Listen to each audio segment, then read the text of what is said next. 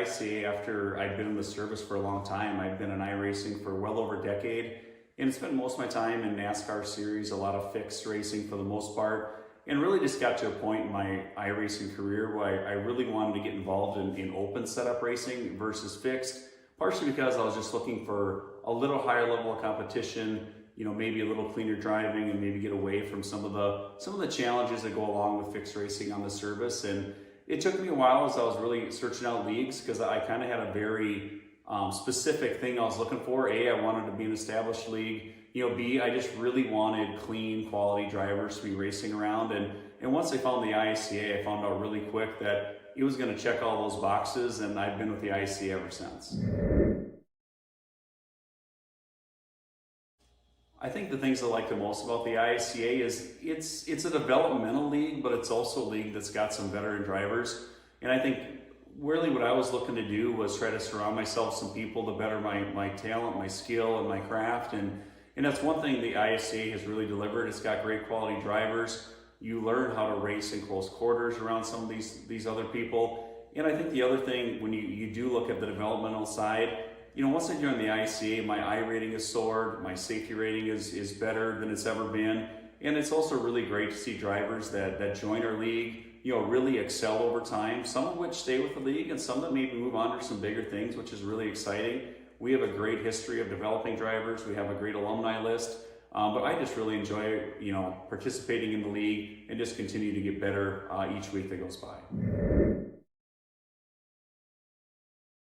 Yeah, the competition in the ISCA is awesome. I think a lot of us talk about it, each week of just how blessed we are to have such a high level of driving capabilities and just a quality group of drivers overall. And I think that's just still, I think the thing I like the most about the ISCA. You build a lot of friendships, a lot of camaraderie. We're really competitive on Thursday and Saturday nights, but it's really fun also after the race to kind of review the race start to finish. And we do a lot of coaching about what's working, what's not working. Not saying we give away all of our secrets, but I think anyone that joins it, there's a common theme. A, they get better each week, their I rating goes up. We see them in strength of field races over time, week in, week out. And that's just something that's really fun. Even though we compete, we really appreciate the league we participate in. And I think in most cases, we're highly competitive with some of the best and cleanest drivers on the service. And if you like long green flag runs, we don't have a lot of cautions in our races. We tend to have green flag pit stops.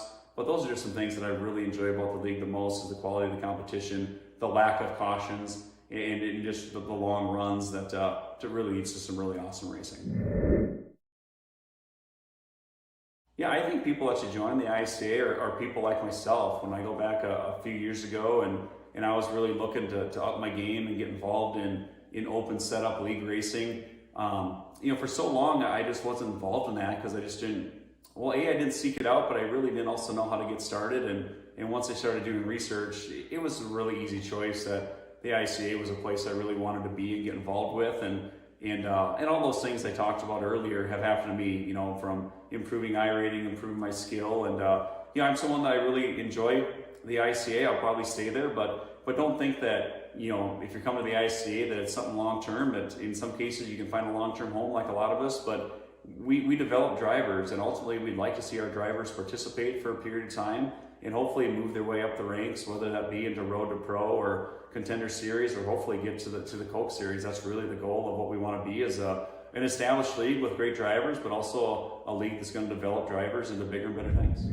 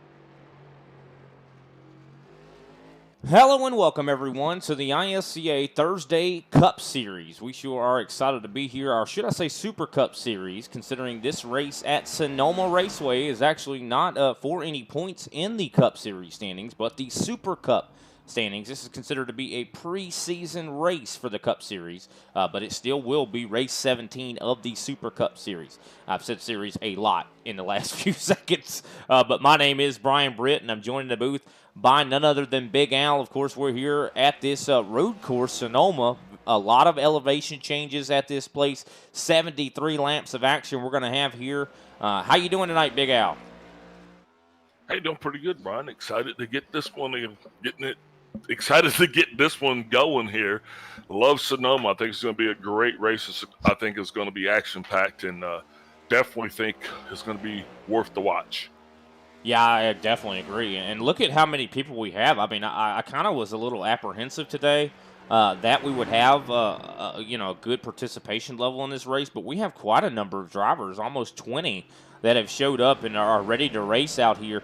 Let's take a look at the race facts for this evening's action.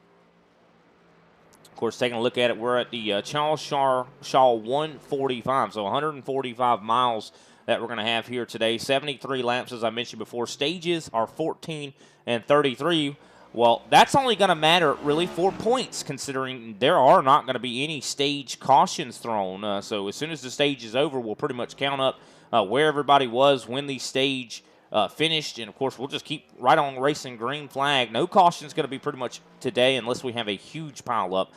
4 sets of tires going to be actually down in the pits. And one thing that I kind of talked to some of the drivers about, uh, before the broadcast began, I asked them, it's like, how much do tires matter? And they said that they don't matter really at all. So that's going to be kind of an interesting thing to see what the strategy is going to look like on pit road, whether these guys actually take tires or not. Of course, the fuel window is 40 laps, and I did get that confirmed from one of the other drivers as well. So that is what we should be looking forward to. So even with the stage breaks, that is not really going to split up the fuel strategy. These guys are going to have to make at least one stop, Big Al.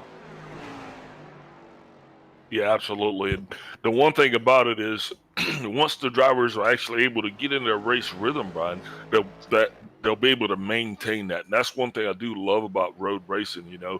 You're actually able to just kind of race. So no cautions, no stage breaks. Nothing going to save the drivers from themselves this evening but themselves. And we're going to be along for the ride. That we will, and of course, I talked about this being a Super Cup points race and Super Cup only. Well, let's take a quick look at the Super Cup points. Of course, Brian Johnson right now at the top of the board by only 2 points. Brandon Pasolaco, of course, had a really good run last Thursday, and he is right there in second place, not far behind. Of course, Josh Schaffner sits in third place, 61 points back from our leader, Brian Johnson. Kenny Powell, only 4 points separated from him and Schaffner. Scott Naslin, really good run last week as well. Almost won that race at Gateway. Of course, he sits fifth. Chris Johnson, sixth, had a good run as well. Greg Wychinski, seventh place. Eighth, Shane Parrish.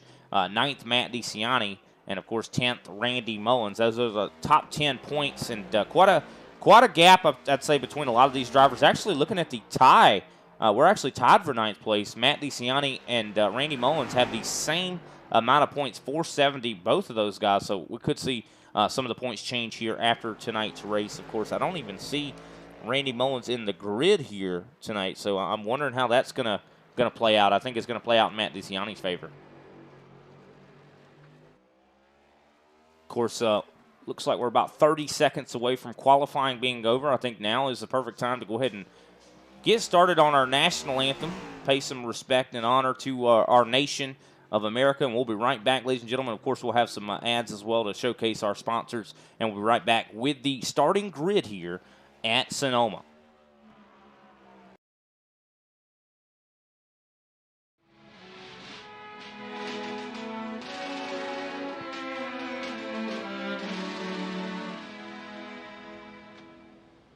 Oh, say, can you see by the dawn's early light what so proudly we held at the twilight's last whose broad stripes and bright stars through the perilous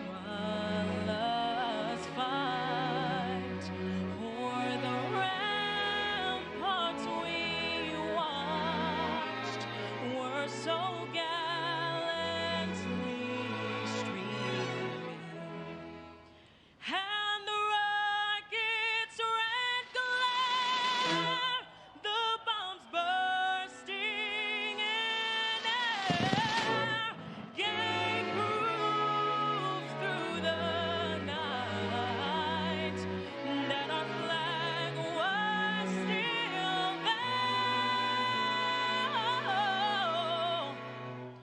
Oh, say does that star-spangled banner yet wave o'er the land of the free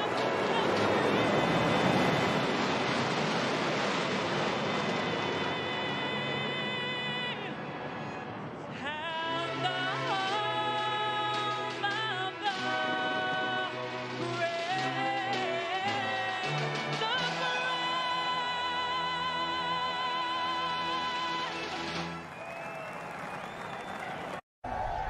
the Race fans, it is time for those most famous words in motorsports. Remember what I told all my drivers? Reach up there and pull those belts tight one more time. Drivers, start your engines!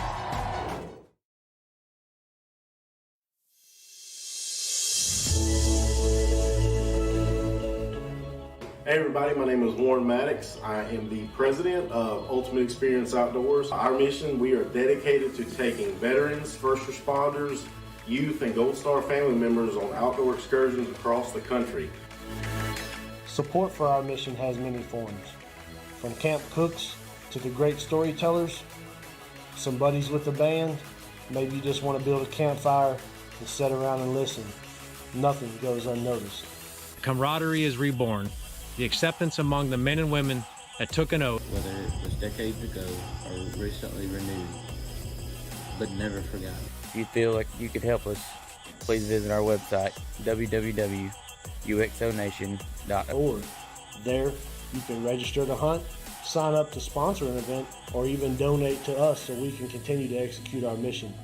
Oh my gosh, I feel comfortable, bro. We get a hug, man. What have you done, Jim? We need your help to hold the line once again.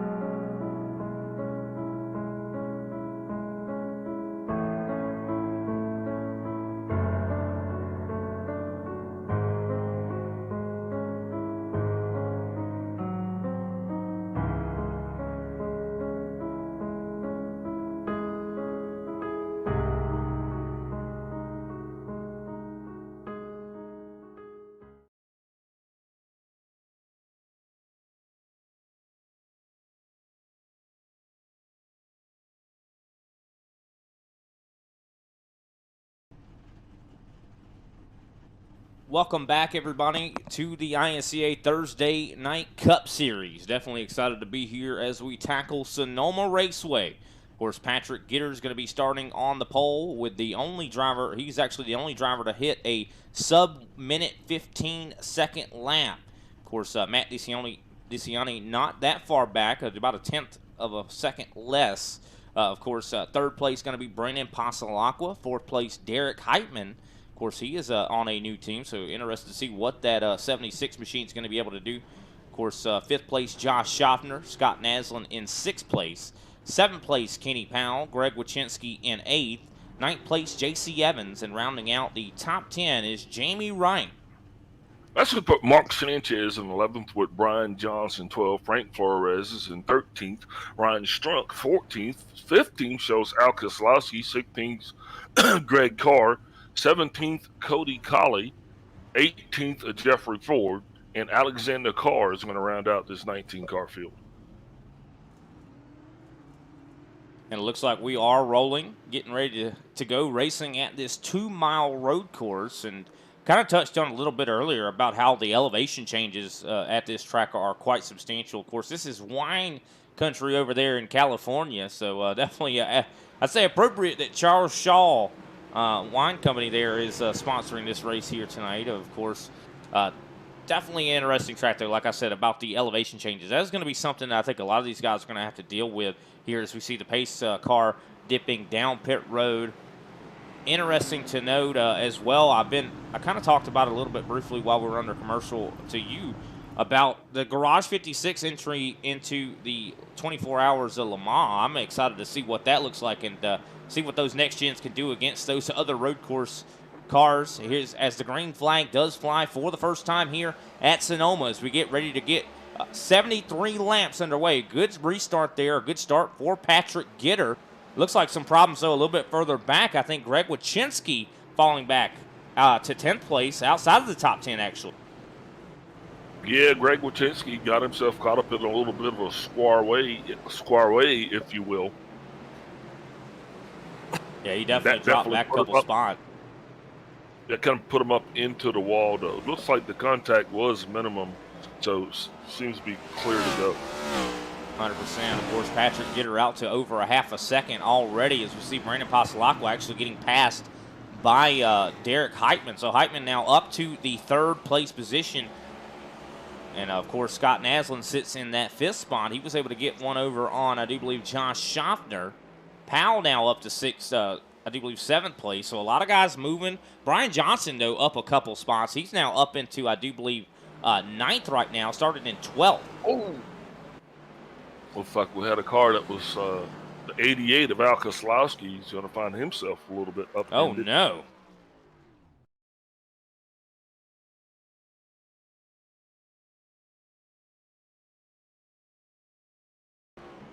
Take a look at the 88, Al Koslowski, see what happened to him. See right here, I think he just went a little bit wide, caught too much of that curb, and spun it right around in front of the 18 of Alexander Carr. Lucky he didn't really hit much, and also Carr was able to get by. And that's that tricky spot on the track, Brian, so I don't think he is going to be the last driver that's going to have a little bit of a difficult time trying to come through that last turn there. So good luck on Koslowski for actually keeping it off the wall and keeping it upright. Yeah, and we saw Greg Wachinski on the start drop a number of spots. He is now back up into the top 10, up to 9th now. So definitely a great job to him. Go ahead, Big Al. You were getting ready to say something? Koslowski looks like he's going to be bringing it down pit road, but I was just going to say it's got to be a long race. So drivers are going to have to just settle down and settle into it, Brian. You know, it's going to be it's going to be difficult, definitely, but they're going to have to just pace themselves and not really get caught up with everyone else's race or pace, but really focus in on what they're doing. Yeah, it's all going to be about consistency, I'd say, especially at a road course. I mean, with tire wear not being as significant, you know, guys are really going to have to watch themselves and play it a little bit, you know, easy, a little close to the chest when they're trying to pass guys. And that's the thing about how important track position is at a track like this. When you're trying to pass a guy, it's going to slow you down to where you might not have a chance to catch the leader. You're not going to have a caution to save you. So I think qualifying really was important here today. Yeah, track position. And then once again, the next thing is when these guys do decide that they're going to actually pit, the pit window being 40. So that gives a lot of wiggle room for drivers to actually play with that and decide when they're actually going to come down pit road, especially since tire wear probably not going to be a big factor. Yeah, and a lot of times, especially with the advent of this next gen and the way the tires are, oh, someone around in front of Mark Sanchez. I'm trying to figure out who that was. I think that might have been the 112.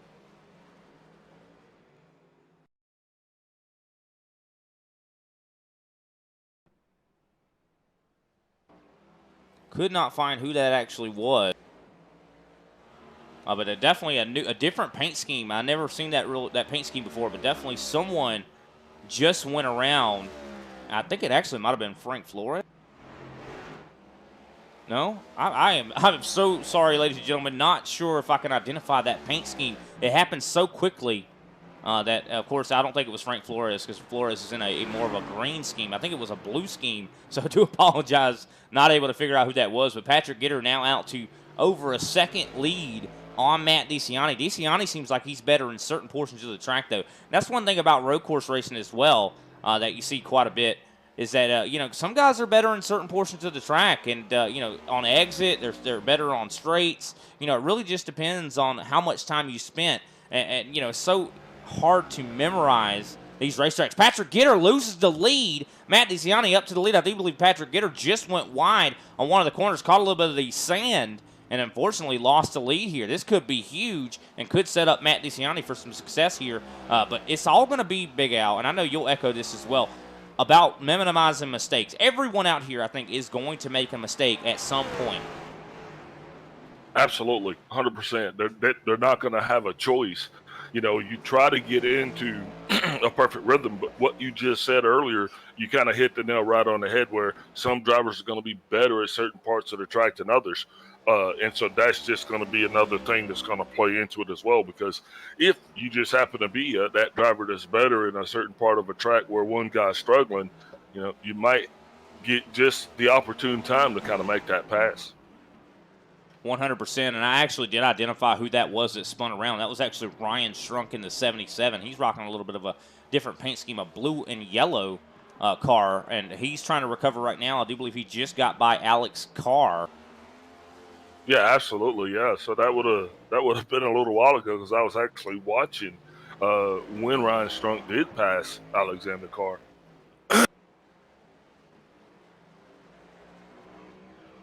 But definitely a lot of separation here. Let's do a quick rundown through the top 10. Matt DeCiani, he's out in the lead. He's got about 0.8 of a second of a lead on Patrick Gitter. So Gitter not out of it yet. Of course, big gap, though, between him and Derek Heitman. About 3 seconds back to third place. Brandon Pasalak was chasing quite quickly up to the back end of Heitman. He's been about a half a second back from him. Scott Naslin, he is 6 seconds back from fourth place right now. And, of course, he's being chased by Josh Schaffner at the moment. Of course, sixth place is Schaffner. Brian Johnson is about 6 seconds back from him. Eighth place, Kenny Powell. He's about 3 seconds back from Brian Johnson. Greg Wachinski, he's about a second back or less. Actually, no, Wachinski just took the spot from Powell and has moved up to eighth, so that puts Powell back in ninth. Of course, Jay Wright, he is in that 10th spot, and he is about, I do believe, 8 seconds back from our ninth place driver of Kenny Powell. So that's we see these gaps that keep increasing and increasing. Guys are going to make mistakes. I mean, I even talked to Kenny Powell a little bit, Big Al, and he was saying that I just don't feel comfortable at this racetrack. What do you do if you don't feel comfortable? I mean, is there any kind of thing to fix that? Yeah, seat time and repetition and just more laps. The more laps you run. So, say, prime example, Kenny Powell's going to feel a lot better come lap 56 of this thing than he's feeling right now. The longer you're in the car, you start to, I don't know, it's almost a bonding between machine and man. Yeah, machine and track, too. Uh-oh. It looks like we got a slow car to 25 of Greg Carr. Yeah, Greg Carr actually bopped it right there. Now he's off the racing surface again. Not sure what's going on with him. Might be looking for that escape button. Think he might be taking a tow, but he was definitely out of sorts at least 2 times right there. Yeah, and he is now actually a lap down and possibly could go even more, down here as he has been trying to find. Oh, he does take a tow. Now, that wasn't due to any fault of the car. His car's still showing that it's, still good to go, but maybe a little bit. And that's just another thing. Like, that's a guy that's not feeling comfortable in the car right there, obviously. And then once you kind of fall out of the way, it's just really, it takes a lot of courage to get back on that proverbial horse, Brian. Yeah, it very much does. It's one of those deals, especially this is such an intimidating type of track. I mean, road courses in general are very intimidating to guys that are used to just racing on ovals. I mean, even though this is I'd say one of the classic NASCAR road courses, I mean, NASCAR has been racing here for quite a long time, and almost is in the same vein of Watkins Glen. But I'd say this track is even more technical than Watkins Glen. Yeah, I think, and finally NASCAR actually brought an awesome car to this awesome track, because no one's ever had the luxury that these drivers are having here tonight with this car that NASCAR kind of specifically did kind of model for road racing. And and the thing about road racing is it's almost back to NASCAR before stage racing, because there's nobody going to save you from the boogeyman. And once that lead pack comes around and they're in your relative, I'm gonna tell you, you have to stay there, man. That could be mentally challenging. Yeah, I mean, when you're getting chased down by guys that are faster than you, and you're trying to stay on the lead lap, I mean, a lot of times you can't fight with them, really. I mean, and it's so difficult to know how to get out of the way. I mean, like at an oval, you stay high, and they could just get around you, and you run a predictable line. But at a road course, it's like no matter what you do, you're going to be in the danger zone. But then again, on the other side of it, it kind of, I'd say, should motivate you to stay out here as well, just considering you're going to end up getting spots, because guys that are even fast on, maybe able to turn really, really fast laps and put a lot of pressure on you, they're going to make mistakes as well. So you have to stay in it and at least stay between the lines. A lot of times when it comes to road racing, the turtle is the one that wins the race. Maybe not wins the race, but gets positions, because as long as he's able to turn laps and stay on the racetrack and not wreck his race car, he's bound to get positions, because there's going to be other guys that are going to be driving above their heads. That's the key. It's almost like it is a race of endurance, Brian, and that's exactly, I think, what we're trying to say. It's going to be a long day. A lot of guys are going to be challenged. Some guys are going to struggle, but I think you can get off the struggle bus. You just gotta stay out there and stay on it. Yeah, that right there is going to be a prime example. I guarantee you, he's going to figure it out. Yeah, Alexander Carr, of course, just went a lap down not long ago. He just got passed by Derek Heitman there, who's in that third-place position. And while they were trying to get by him, I mean, Heitman and Passalacqua have been battling each other essentially that entire time. Of course, Matt DeCiani looking incredibly strong right now. He's got over a second and a half now back to Matt DeCiani. But I'll tell you, this has been the most heated battle on the racetrack, has been Heitman and Passalacqua. So what happens when the slower traffic kind of impedes the leadership? Because I think there's been a lot of discussion, especially amongst the iRacing types, about the flags, because I don't think there is a flag that necessarily says you have to yield to the leader here. I don't, unless I'm mistaken. No, I mean, the blue flag does get waved, but it's not really a law or anything like that. This is kind of like an advisement, like, hey, here's some advice. There's a faster car right behind you. You should probably get out of the way. You don't have to. I mean, if you don't want to, but I mean, it definitely is something that you're going to want to keep in mind and consider. I mean, because I don't think you really want to ruin someone else's race. But that's a big difference between road racing and oval racing. Oval racing, it's kind of understood that the slower car is going to yield to the faster car, but that's not the mentality generally, because everybody is still fighting for position. So you have the right to defend your position, right? Yeah, you definitely do. I mean, but one thing about road course racing, there's such a discrepancy, I'd say, between skill levels. As we were just watching a little bit of a battle unfolding there between Frank Flores and Jay Wright there, 10th and 11th. 19 car trying to stay in that top 10, of course, for the points. I do believe we're actually coming up on the stage end very soon. Of course, that will not feature a caution flag, but it still will feature points. And of course, this stage will be over coming, I do believe, lap 14 coming to 15. When the leader, Matt DeCiani, crosses the line, that is when the stage points, I do believe, will be set. As look at that, Frank Flores making a classic pass right there, I do believe, in that area. And that is a classic place to make passes at. And Frank Flores definitely did a textbook pass there. And now he'll take that momentum, Brian, and hopefully push it through the first 3 turns. And what a great job we're seeing from Frank Flores. I mean, I'm surprised to see how fast he is at the moment, as we see, of course, Scott Naslin trying to get around the lap car of Alexander Carr. And still, Pastelak was still right there on the back end of Derek Heitman. I've also noticed Greg Wyszynski. He had a problem. We talked about it a little bit earlier. He had a problem on the start. Fell back outside of the top 10. He is now up into 7th place, has gotten by Brian Johnson. So, are you more of a fan of let's stop and let everybody catch up, or hey, let's just keep it going? Well, you talking about with the stages, the stage cautions? I love that we don't have stage cautions because it really puts the strategy into the hands of the drivers. Now, I'm sure if I was out there on the racetrack myself and I made a mistake, I would love that stage caution just so I could get it. It would kind of erase my mistake, but it also makes it so much more important that you talked about seat time, that you get that seat time. Because if you make a mistake during the race, you don't get saved. I mean, a lot of times when we do have those cautions, you get like that reset button almost, and these guys don't have that benefit. Do you find that odd though that, I mean, it's in the middle of a contest or competition and we kind of stop and like give out trophies and then start again?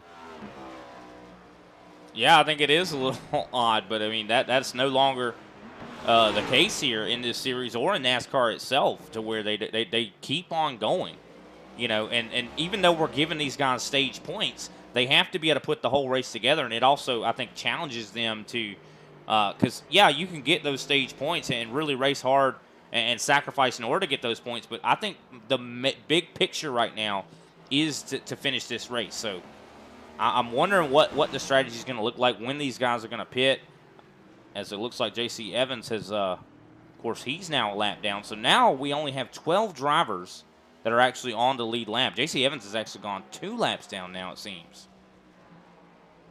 So a lot of guys are struggling, very much so. And this is when those are the guys that are like, I need a caution.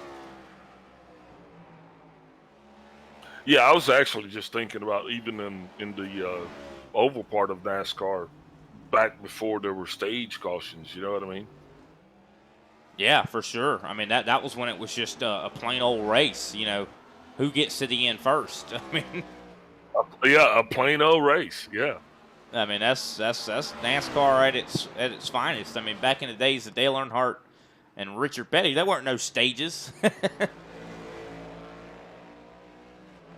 Darrell Waltrip, there wasn't no stages. I mean, I think that it definitely adds layers to it, and it gives guys a chance to really make adjustments and the race not be over. Because, I mean, it just gives them opportunities, I'd say. I mean, I don't think it's necessarily a bad thing. It's just different. Yeah, it's just different.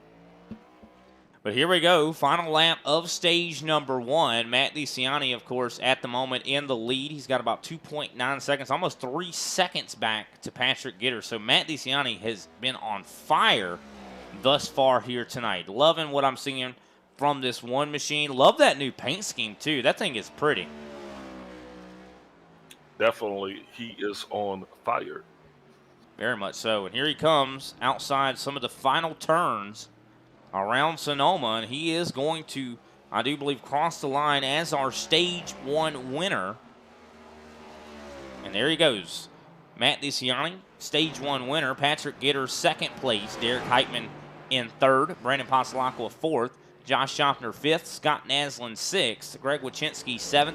Brian Johnson, 8th. Kenny Powell, 9th. And Frank Flores rounds out the top 10 points-paying positions as we get set to continue to stay green until the end of Stage 2, and of course we'll stay green through there as well. Stage 2 will conclude on, I do believe, lap 33 going to 34, so we still have, I do believe, a good 13, 14 laps until we get there as well. Yeah, Frank Flores definitely doing what he needed to do to get that last stage point. He passed Jamie Wright about 5 or 6 laps ago. So the key now is we're going to start to get into this second stage, Brian, is going to be seeing just how well these guys are going to set themselves up and get ready for their cautions, for their pit stops. For their green flag pit stops. Yeah, I mean, and do you take tires? Do you not? I mean, everybody's saying that it doesn't matter. And only at the moment, 10 drivers on the lead lap. I think Frank Flores is getting ready to actually go a lap down. And I'm going to guarantee you, these guys already know what their strategy is at this point. You already know if you're going to take tires or not. I'm imagining the majority of the guys are probably going to go ahead and take foreign fuel. I don't know. That's an interesting question because, I mean, from what I've seen in the NIS races, a lot of guys have been saying that it's just a waste of time to take tires, that it's not really worth it in the grand scheme of things, that it takes time. And you know this to be true. There goes Frank Flores down a lap, so that leaves only, I do believe, now 9 drivers on the lead lap. But you know this to be true. We've seen it in other road course races in this next-gen car that when you take tires, it takes a couple laps to get them warmed up. But, of course, this is a 73-lap race. We're going to, I do believe, go and test these tires out as much as physically possible. If these guys don't take tires, that's 73, 74 laps that these guys are going to be doing on that same set of tires. I mean, there's got to be a limit, right? And, you know, as the sport is constantly evolving, they have just had a pretty major update. So, I don't know if we've actually got what the new tire parameters are, but they always sneak a Mickey in there on you, you know, like a Mickey Thompson instead of a Goodyear, and it just blows up. So we're going to have to see how that works out. I love what I'm seeing here, though, for Derek Heitman. Of course, he's rocking a new paint scheme. It looks like he has joined the Prodigy Esports guys that are aligned with Ryko. Definitely has been showing some good speed here tonight, so it looks like his new team is definitely benefiting him well. He has caught up to Patrick Gitter. Now only about half a second separate these two drivers. I think Gitter might be about to get got. Oh, there goes to somebody just right in front. I think it was the 62 of Jeffrey Ford. Yeah, the 21 and the 76 of Derek Heitman were coming through, and they were not making any bones about it. Now Heitman is actually going to utilize that little misstep, if you will, to best his position. Now Derek Heitman moves up into second place. Yeah, he has been looking really, really quick. Has been really consistent. But these guys are 5 seconds back now from Matt DeCiani. So if DeCiani nails the pit strategy, I think he is in a really good position. Let's look at the lap times once again. Well, once again, you know, Sonoma giveth, it can easily taketh away. He still has to run all of those laps as well. Yeah, it only takes right. one whoopsie. No, you're 100% right. All it takes is one mistake, and that could change the whole picture of this race. But I'll tell you what, Patrick Gitter is kind of surprising me, and he's not very quick right now. I'm kind of surprised. Last time by, 1:17.166. Even Brandon Passalacqua been he's over a second faster than him. Well, he got caught up in traffic right there, and that was the biggest reason of that. I do believe that kind of caught up to the I think it was the 82. But anyway, they really caught up at the most inopportune time, and that allowed Derek Heitman to kind of get around Gitter. Gitter kind of got, if you will. He definitely did. Also, to note, I do believe we saw a change in position. Wachinski had gotten by Brian Johnson, but now Brian Johnson has gotten back by him. So I think Wachinski might have made a mistake. He's not that far back, though, from Brian Johnson. About 2 seconds separate these two drivers, and that's not a large distance there. So Johnson or Wachinski could possibly make up that time. But very, very soon, we're going to see Kenny Powell actually go a lap down. Yeah, he definitely can start to feel the one of Matt DeCiani breathing down his back, you know, and once he comes up on the relative, it's just a matter of time before, you know, he starts to appear. Let's take a look through the cockpit camera here and watch DeCiani as he catches Kenny Powell. What do you think? You're just making it seem like poor Kenny's prey. He is. I mean, he's getting ready to get eaten by the snake. Run, Kenny, run! But this is a great camera angle to watch through the cockpit camera here of DeCiani, and you can kind of see him shifting as well. That's one thing we really haven't discussed very much here tonight. Is the shifting aspect that these guys have to undertake. I mean, a lot of the oval tracks we see do not feature a lot of shifting. Of course, last week at Gateway we did kind of see some of that, but nowhere near as much as we're seeing here at the road course. Yeah, absolutely. But But once again, I mean, I think this car is perfect for this type of racing. I mean, the independent rear differential. I mean, everything that they did, uh, independent rear suspension, but everything that they did on this car, they kind of developed it for road racing. So, I mean, I believe it's a gem to drive, eh? Yeah, I mean, I think you're right. I mean, and you can see how good it is for road racing. I mean, I kind of talked about a little bit about the Garage 56 entry into the race over there in France. That car is faster than the GT3 cars and GTE cars. Like that's really crazy to think that a NASCAR Cup car can go out there onto a road course in France and be able to be a couple seconds faster than the GTE cars. That is the only cars that are faster than the next gen out there in France are the prototypes, and they're not even that much faster. I mean, isn't that something to see this big bulky stock car go out there on a French racing circuit and be able to go against GTE cars and be able to beat them? America. I mean, I'm just saying, and hearing that car go by you at that track. I mean, I've seen some videos and things of that nature of this car going by, and it is a head turner. It is a head turner. It's louder than every car out there. Ain't it cool, though? It's good for the sport. It's great for the sport. It's great for the endurance racing, discipline as well, because those guys are getting introduced to NASCAR, and also guys that people that watch NASCAR are getting introduced to endurance racing as well. As Kenny Powell now has gone a lap down, he goes wide and has gone a lap down. Guess we call it etiquette classes or something, right? He definitely, I don't think he had a chance to stay on the lead lap. I think Greg Wyszynski, though, going to be the next one on the docket to go a lap down. I'll tell you what, though, been impressed with Heitman. Heitman has been actually slowly but surely chipping away at this lead that DeCiani has. Last time we looked at it, it was about 5 seconds. Now it's 4.3. So watch out. I think that 76, do not count him out. Oh, yeah, definitely. And, it's probably the first time he's ever raced here. This guy, either he's a savant or he's holding back from us. He's holding out on us. He's always the first time he's raced here. It is always the first time. As we watch Brandon Passalacqua, he's starting to put some pressure here on the 21 of Gitter. Gitter, of course, started on the pole, is now in danger of losing the podium as he slides through the corners here. He's almost drifting that race car, and I think that's going to hurt his tire. Yeah, it doesn't seem like he's, having the best handling race car at this point in the race. But maybe this is that point in the stage where his car kind of isn't running its best. Then maybe it'll come back to him.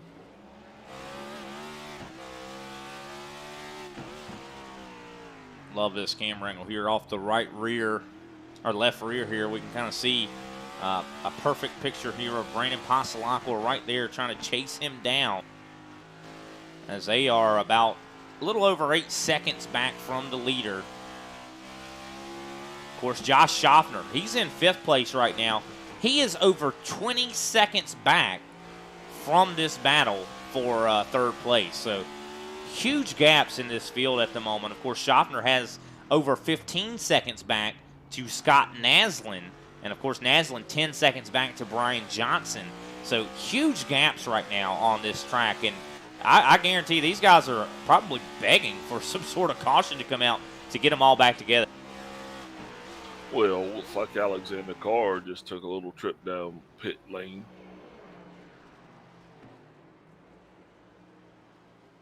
Yeah, Alexander Carr now 7 laps down. Of course, we see Kenny Powell's a lap down. Frank Flores is 1 lap down. Mark Sanchez a lap down. Jeffrey Ford 2 laps down. J.C. Evans 6 laps down. So this is a challenging place. I mean, this is intimidating. I'm surprised we even saw as many people show up as we did, to be honest with you. I mean, just this is a tough one. And the thing about it is as well, Big Al, is a lot of times, this is week 13 in iRacing. So a lot of times when we come to road course, the A Open is there as well. So these guys get an opportunity to really go out there and test their car in race conditions. The only chance they have to do that this week is in the NIS race, which happens only, I do believe, twice a week. And the NIS race is a completely different race than the ISCA racing at Sonoma. That's definitely for sure.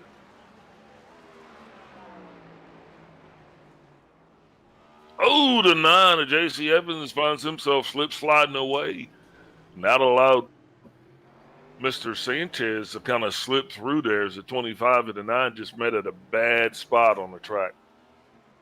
Yeah, definitely did. These guys are having some problems for sure. Luckily, these guys were able to scoot through. As you see, J.C. Evans trying to, I do believe, recover here, as we're now 24 laps into this race. Less than 10 to go here in stage number 2. And we're coming up about 15 laps from green flag stops. Yeah, J.C. Evans definitely had some damage there. Got another car seems to be parked right off the racing surface.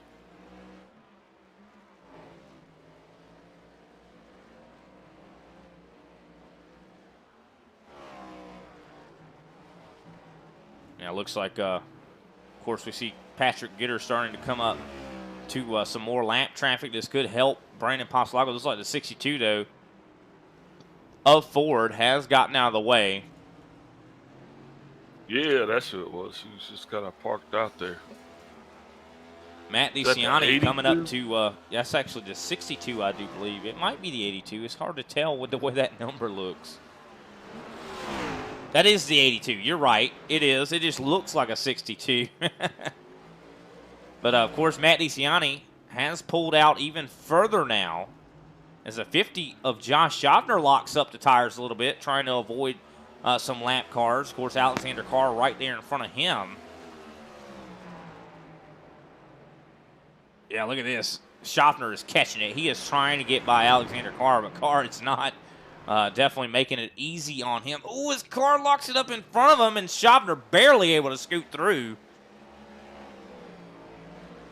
But Greg Wychinski is very quickly getting ready to go a lap down, as DeCiani is just a couple seconds back behind him right now.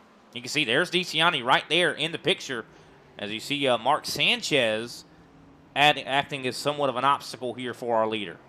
Looks like Sanchez is going to get out of the way here. And here comes DeCiani. You can hear the Jaws theme right now. Dun-it. Dun-it. He is coming to take that lap away. Yeah, well, Wychinski can definitely feel his presence. Yeah, he definitely can. Just 7 cars going to remain on the lead lap at that point. Yeah, will not be a lot of cars on the lead lap, and Brian Johnson, I think, is going to end up going a lap down too. If DeCiani continues to do what he's doing right now, he's going to lap, I think, up to probably 6th easily, and maybe even up to 5th. I mean, he is setting a really, really good pace. As of course the battle for 3rd has started heating up again. Pasalaco having to deal with lap cars is starting to feel the pressure. DeCiani all over the back of Greg Wychinski right now. Wychinski desperately trying to, he locks it up, and it looks like he makes it easy for DeCiani to get by. So that is 7 cars on the lead lap now. Greg just realized it was the inevitable and was a scholar about the entire event. Brandon Pasalaco now reeling in the back of Patrick Gitter. Gitter definitely has had his hands full. I know he probably would love it if he could just get a little bit of a breather, but not to be, because Pasalaco has really, it's kind of been right there as a fixture in his relative for a while. He definitely has. And when you got someone that's really right there watching your every move like that, it's almost like they're kind of willing you to make a mistake. Even though, you understand what I'm saying? It's like he is just watching him like a hawk. Yeah, especially at a track like this. Oh, yeah, especially at a track like this. This is definitely, when you have someone right on you, you can't look in your rearview mirror and pay much attention to him. Because if you do, you're going to make a mistake. And I know Gitter's probably going to have just a little bit of PTSD because it was a similar situation like this where he actually lost P2 to Heitman just a couple of laps back. So now as he starts to come back into lap traffic, with Brandon Passalacqua right on his keister. You've got to think that how much of that is just starting to play out in his head about what actually occurred before. A lot of these times you want these drivers to have like a short memory span, but right now he's being put back in a real similar position. Yeah, I'll tell you what, Matt DeCiani, I think, is maybe losing a little bit of his comfort as well, because Derek Heitman has really been running him down. I mean, it was about, it went back up to 5 seconds. Now it's 3.4 seconds separate the leader in second place. So watch out. Heitman is coming right now. I think maybe DeCiani having too much of a time with the lap traffic maybe has got out of his rhythm, because you can see right now, even on your screens, the distance is decreasing right now between the leader and second. Yeah, right now with just 5 laps remaining in this stage 2, and once the proverbial stage 2 is in the books, the next thing we'll be getting excited for, it's going to be green flag pit stops, because look, I mean, like it or not, they're going to actually have to occur. And what are you thinking? Do you think that you kind of like split it in half, or I mean, what are you looking at? What do you think we're going to see these guys juggling here this evening? I think if tires truly don't matter, I think you go down as quick as you can, or as soon as you can, just to limit the amount of time you spend. Take that, because that's less fuel you have to take. I think as soon as the window opens, you come down, just because. So I mean, maybe that would pretty much be right after stage 2. I would come down and just fill it all the way back up, get back out there, and just get right back to it. Now, if tires do matter, then that's a different story. You're probably going to want to probably stay out a little bit longer and then take advantage of the newer tires later. But what I heard, tires don't matter. Well, it's been almost a second of fall off between the best laps and the fastest lap these guys are currently running. So I don't know if that's traffic based or that is some degradation in the tire performance on these cars. But I think with the new season, I think they always throw us a little hand grenade in there, Brian, and I don't know if we've actually seen it yet. Well, I don't know. See, I mean, I think we're getting two kind of conflicting stats here. We do see DeCiani doesn't seem like he's running his quickest laps right now, but I'll tell you who's running his fastest laps is Derek Heitman. Last time by, he ran a minute 15. So he's running his fastest laps right now. Fastest lap of the race. Yeah, so he's fast.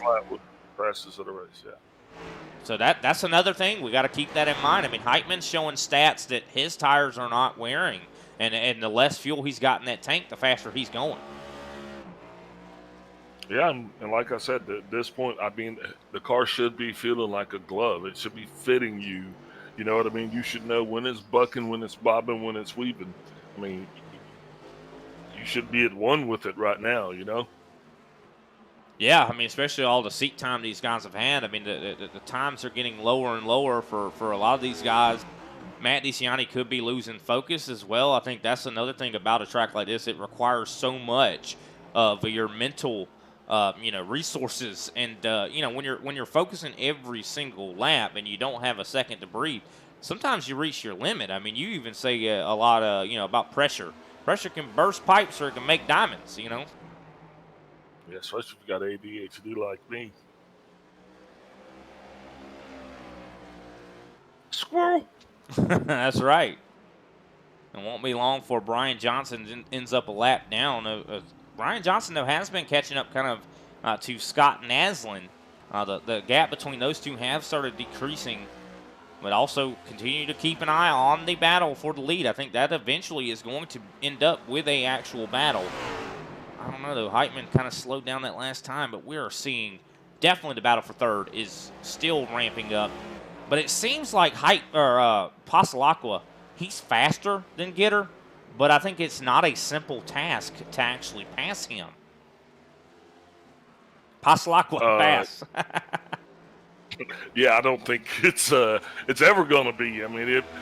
I mean, everybody would wish that it could be as textbook as that. Like engage, have to break.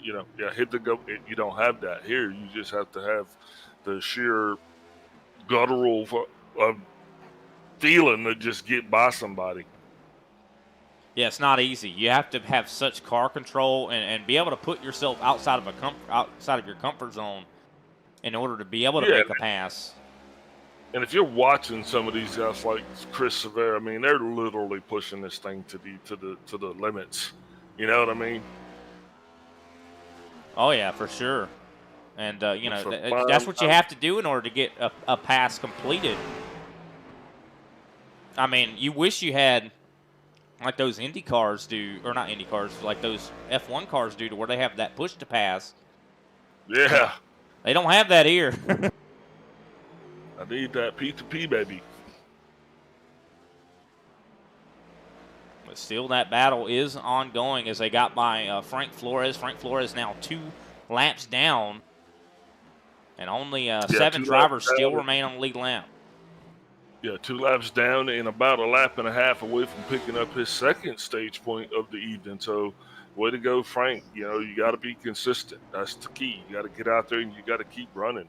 It's perseverance. I mean, the leader, Matt DeCiani, definitely doing what he needs to do. Derek Heitman is making it a good race.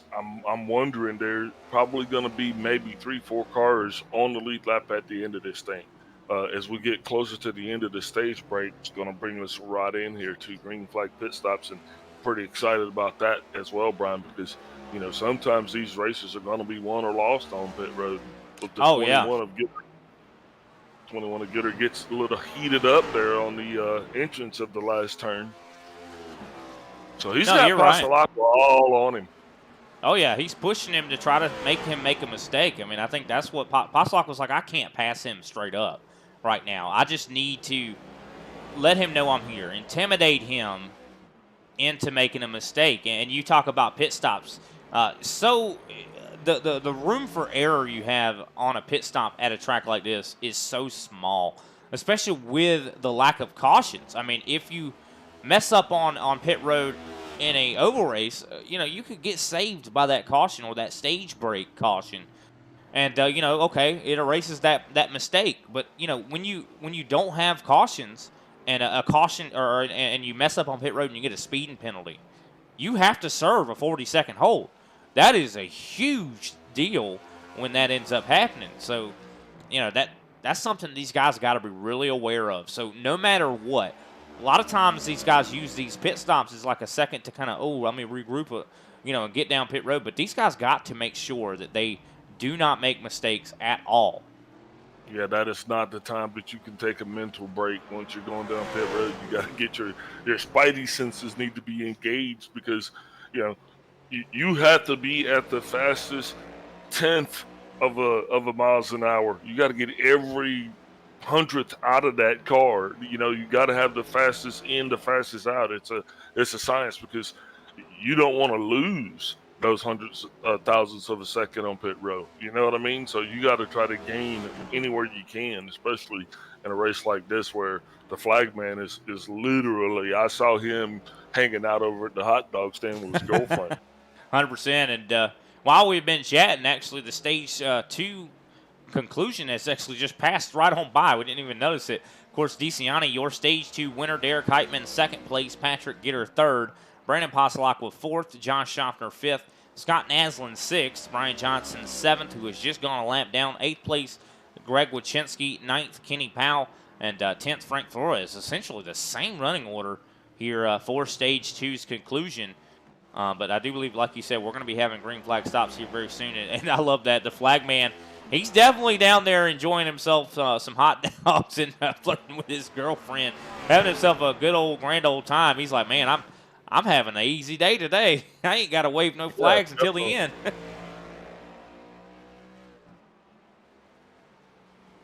I bet he's having himself a glorious day. He's like, man, I can phone it in today. He's having himself a nice cold brewski.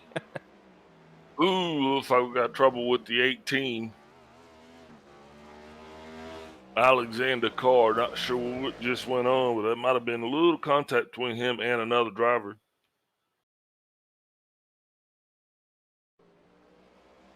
I think he might have just went off the track here. Looks like he came to a stop here in the sand. I'm not sure what's going on with him. I think, yeah, he went off the track. So some issues there for the 18. Yeah, very interesting. I know that I'd watched his speed, and he was really way off the pace. Speaking of pace, I'll tell you what, Derek Heitman has definitely been increasing his pace quite a bit. But last time by, actually, Matt DeCiani running the fastest lap I do believe he's ran so far. Minute 14.630. Also Patrick Gitter. Earlier in the race, he was hitting minute 17 second laps, but I think he's actually hit his groove right now. Last time by, minute 15. So he's gotten a lot more pace underneath him right now. Not as much as Pasalakwa, though. Yeah. Well, the problem is that 115 would be really stellar if everybody on either side of him wasn't running a 114. You know what I mean? That's right. A lot of these guys are hitting their fastest laps of the race. I mean, you look at Josh Schaffner. He's not that far off of what Patrick Gitter's running right now. Minute 15.344. So he's been running some really good laps as well. So he's definitely earned that 5th place spot right now. Tell you what, Kenny Powell definitely off the pace last time by. Minute 20 from him. As here comes DeCiani. Going to be putting Scott Naslin a lap down, and he gets by both him and J.C. Evans. So that's going to put only 5 drivers on the lead lap. Wow, dude, that was a twofer. Yeah, next up, going to be Schaffner. Schaffner is about 43 seconds back from DeCiani, so it's going to be quite a while before DeCiani, I do believe, catches up to him, if he catches him at all. So we might have seen the last of the guys going to lap down, but then again, keep in mind, pit stops. If Schaffner makes a mistake on pit road, then that could... Patrick Gitter gets loose on the exit, attacks the curb a little bit too hard. This puts side by side for 3rd place. And it looks like he's, might be able to defend. You saw Brandon Pasalakwa just cut him a huge break. Pasalakwa almost got into the rear end of the 21. Yeah, but I think that was just good heads-up racing, especially on the part of the 6, because he really could have got by the 21, but chose not to push the issue. And they were side by side there, Brian, and just kind of thought better of it and just kind of fell back into place. Yeah, he'll be back. Yeah, I think he'll be back, and I think that Gitter will remember that hey, this guy could have easily laid me right on out, because he was right on his rear end. And, just a little bit of a brake touch there for Pasalakwa. And here comes green flag stops from Patrick Gitter. Yep, that's right at the halfway mark, so it couldn't have been scripted better. Now he's doing what he has to do. That's going to answer a couple of questions for us, number one, Brian, because now, we're looking to see if he's going to take 4 in fuel or if he's just going to top her off. Yeah, we're definitely going to see here as he takes a long journey down pit road. This is a long pit road that he's having to take. So this is a sizable decision that you're having to take, considering how long it takes to get down pit road as he comes into the first box here. Let's see what he does. He's taking tires. This is interesting. I thought tires didn't matter. That's what they kind of said. So I guess Patrick Gitter just answered the question that tires maybe do matter a little bit more than they let on. As he comes off pit road, very quick pit stop for him there. And something that you said, the time it's going to take him to get those tires to cycle back through to get them up to operating temp as well. There's a lot of things to consider there. But, hey, we'll see if everybody follows suit, if some guys just got to step out and do their own thing. Yeah, this will be interesting for Brandon Pasalakwa. He's not going to be held up anymore by Patrick Gitter. He's going to be able to really push it a little bit, maybe gain a little bit more, get some of that time. So we'll have to see how that plays out. But he lost his wingman. You know what I mean? It's kind of like the birds flying south. It's always they got to go groups 3 or more because you really need another bird to help you keep the pace. Yeah, you're right. No, I totally understand what you're saying. A lot of times you have that guy that's driving right there with you. You watch him turn his laps, and you kind of figure out what he's doing, and make it and do it a little bit better. But if you don't have that kind of gauge, a lot of times that can cause you to make more mistakes. Yeah, absolutely. Greg Wachinski's come down pit road. Yeah, sorry about that. But you just imagine that for the longest time, Pasalakwa has been, his sight picture has had the 21 of Gitter in it, especially for braking points, for acceleration points. So now, he has really got a whole new sight alignment. Yeah, for sure. Well, definitely. I mean, I've especially at a track like this, you need that kind of person to help you center yourself. And if you're by yourself on a racetrack like this, it's very easy to kind of. Oh, looks like we got some more pit stops here. Scott Naslin and Pasalakwa both coming down pit road at the same exact time. That might have held up Pasalakwa a little bit here. It looks like he had lost a little bit of speed as a result of the 22. And that's hard to get that time back. That's what we were talking about earlier. You got to be, a lot of people think, oh, he's on pit road, he can relax. No, literally, you got to be as fast as you can till you get to the line, and then you got to be as fast as you can without getting caught. This is interesting. No lifting up for Pasalakwa. He's not taking tires. And, that does make sense, too, because and if we go back and we would have seen what was actually going on with the 21 and Gitter, Gitter's lap times are still kind of slower than everybody else around him. He's still sporting a 115 plus, so.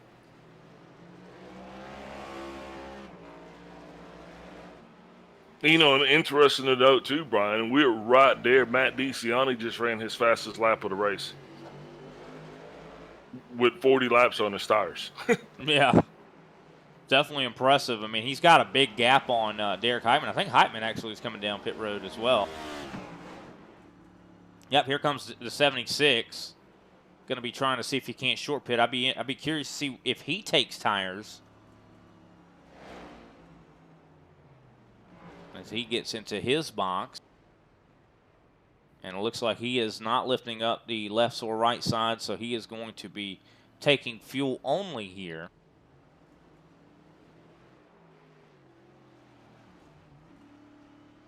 So a lot of guys have already come down pit road. Now we just wait for Matt DeCiani, and I think also Josh Schaffner has not been down.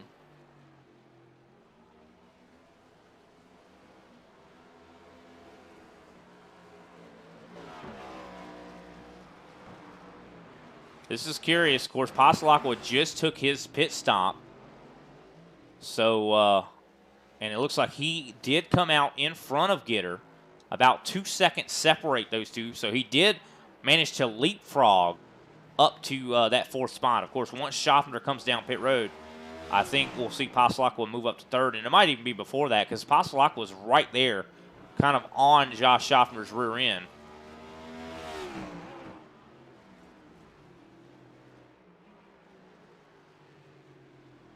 Now this is an entirely different stage of the race, especially for those drivers that have already had their green flag pit stops. Yep, here comes Matt DeCiani down pit road. And he's running slow.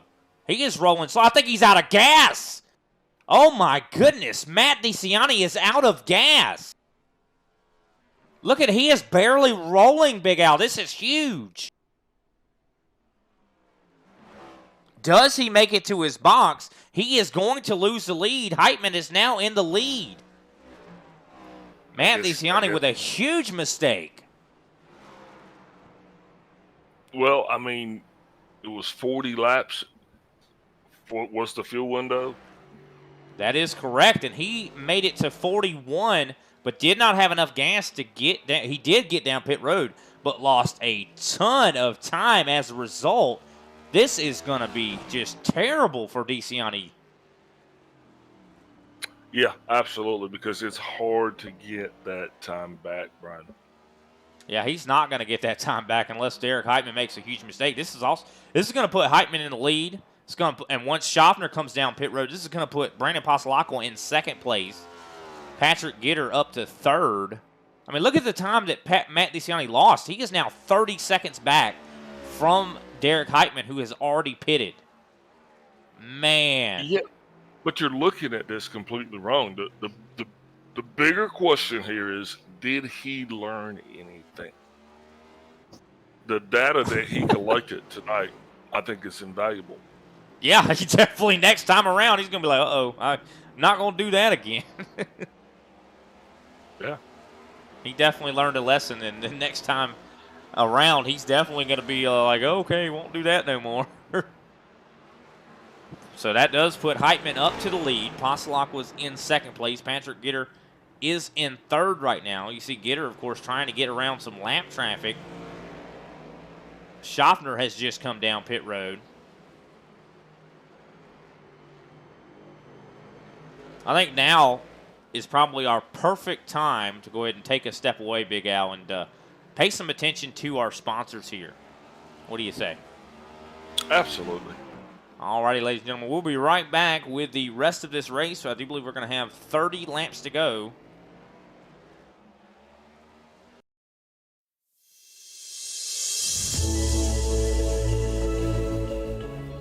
Hey everybody, my name is Warren Maddox. I am the president of Ultimate Experience Outdoors. Our mission, we are dedicated to taking veterans, first responders, youth, and Gold Star family members on outdoor excursions across the country. Support for our mission has many forms, from camp cooks to the great storytellers, some buddies with the band, maybe you just want to build a campfire and sit around and listen. Nothing goes unnoticed. Camaraderie is reborn. The acceptance among the men and women that took an oath. Whether it was decades ago or recently renewed, but never forgot. If you feel like you could help us, please visit our website, www.uxonation.org. There, you can register to hunt, sign up to sponsor an event, or even donate to us so we can continue to execute our mission. Oh my gosh, I'm so talking, bro. We get a hug, man. What have you done, Jim? We need your help to hold the line once again.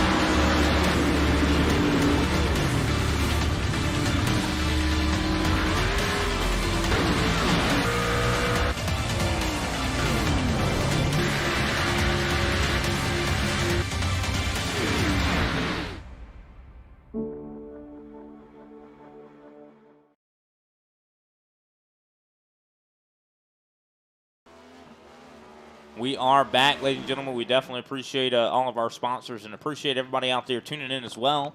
If you like what you've seen here tonight, we definitely would love to see you out here in the iRacing Stock Car Association competition.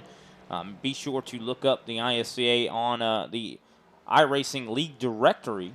Definitely feel free to fill out an application. Come out here and join this awesome racing. I'll tell you what, a lot of these guys that have joined have learned a lot and gotten a lot better as they've joined the competition. A lot of very, very talented individuals out here. Wouldn't you say, Big Al? Oh, absolutely. You can also message the iRacing Stock Car Association Facebook. Look, Kenny Powell, of course, checks that regularly. See if we can get you out here and say your name as well. Of course, definitely interesting to see what next week looks like, as I do believe, if I'm not mistaken, I'm trying to remember where we're going next week. My brain, I think, I can't believe I don't remember. I had it on the tip of my tongue just a bit earlier, but definitely going to have some awesome competition next week. And we'd love to see you out here. Of course, we're actually going to be starting the Cup Series next week as well. So now's the perfect time to join in on the ISCA competition to see if you can get maybe even a championship. If you're already even a talented driver, you don't necessarily have to be an amateur. You can come out here and possibly get yourself a title. Looks But like we're headed to Homestead, Miami. Homestead. Oh, now that's a good one. Appreciate you giving that information, Big Al, because I was at a loss there. I don't know. But you kind of mentioned it during our commercial break about some of the points results of this race here, if it continues the way it is. We talked about there being a 2-point difference in the Super Cup points right now between Brian Johnson and Brandon Passalacqua. Of course, Brandon Passalacqua being second place in the points. I don't think that's going to be the case after this race. Nope, I don't think it is, because I mean, Derek Heitman and Brandon Passalacqua are having an entirely different race than Scott Naslin and Brian Johnson. Yeah, 100%. And you know, Right. isn't that interesting though to see that Brandon Passalacqua, who took a couple weeks off, we haven't seen. I even was putting up, posters, missing person posters. I was calling the police department. We were getting ready to have ourselves a eulogy read and everything like that. And then he showed back up. A little dramatic, though, isn't it there, Brian? Yeah, I know. I'm just playing around.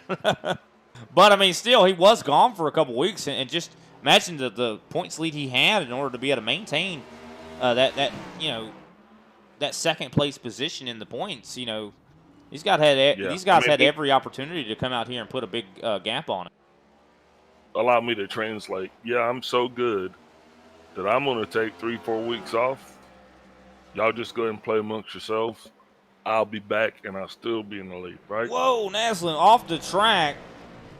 This is going to give Brian Johnson the 6th place position. This might help out his points a little bit here. If he could just, one less position.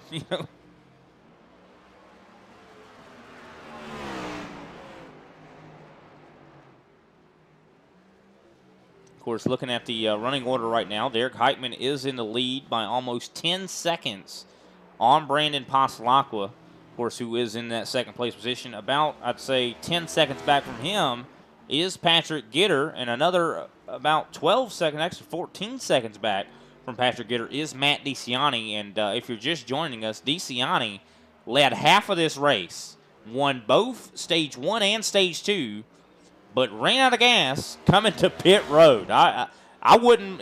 You could take me at my word. I'm sure you probably don't believe me, but I wouldn't have believed me either, except I saw it. Yeah, he led the wrong half. That's right, and I hope we get the chance. We might even interview the top 4 just to say, hey, what were you doing, brother?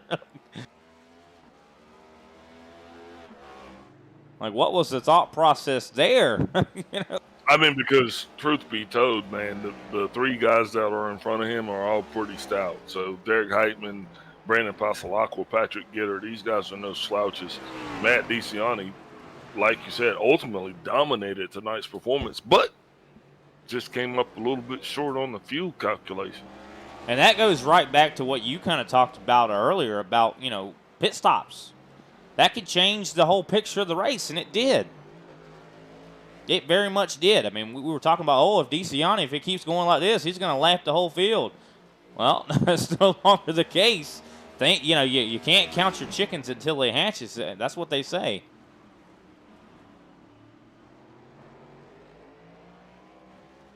Now, never mind.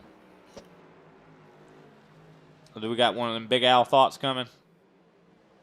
I'm just wanting to know, like, how do we know that were they supposed to be eggs or were they supposed to be chickens?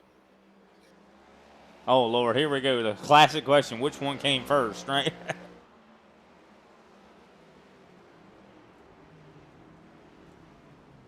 But here we are, lap 51 out of 73. We're coming up on 22 laps to go here in this race. And it has been Jason quite a long Evans. journey to get here. Yeah, J.C. Evans and Frank Flores really close on the racetrack, but really far away on the scoreboard. J.C. Evans now is, some 9 laps down? Yeah, he is 9 laps down right now in 13th place. Only 5 drivers right now on the lead lap at the moment. But what a job from Frank Flores. I'll tell you, he has seen significant improvement. I'll tell you that. As we see, of course, Matt DeCiani catching up to the rear end of Scott Naslin. They are also a lap difference right now. So a lot of the closeness we see on the racetrack is not for position. It's just kind of guys having to deal with obstacles. As Evans goes way wide, does not make the corner. I think he was trying to let DeCiani go. Different journeys, you know? Everybody's running 500 miles at a different pace in a different race. Yep, 100%. Unfortunately, this is not a relay race. These guys don't have anybody to take over for them. And I'm sure a lot of these guys are wore out. Because, I mean, this road course racing uses different muscles.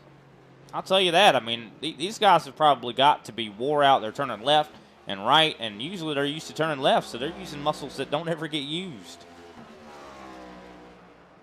Yeah, there's a lot of shifting, so really not any time or any place on this racetrack where you can say kind of take it easy or just kind of get into a lull. Drivers are going to be actively engaged throughout every step of the process here tonight. Yeah. And with no stage breaks or cautions even to break it up. Just makes it that much more exciting. That it does. Brian Johnson getting ready to get caught by DeCiani as well. Of course, DeCiani sits 4th right now. So this will not take Johnson's lap. Been seeing a little bit of an increase in pace from Josh Schaffner here. He's been maintaining a pretty good distance, 46 seconds back from the leader, Derek Heitman.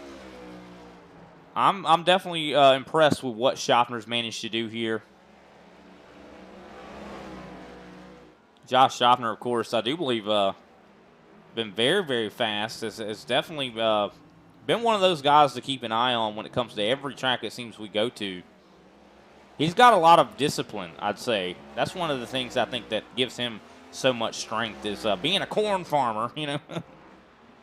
Yeah. Just thinking about all of the extra work Matt DeCiani is putting in here tonight, because he is actually having to double pass a lot of guys that he'd already kind of passed and lapped. Then those guys kind of rolled by him as he was in a different world. He was in a world of hurt over on pit road. Yeah, I bet his pit crew probably ran out there to try to push him to the box.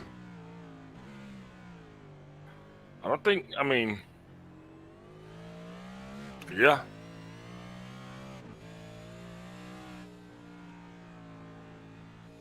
Love this gyro camera here. Kind of gives us a really unique perspective on the elevation changes of this racetrack.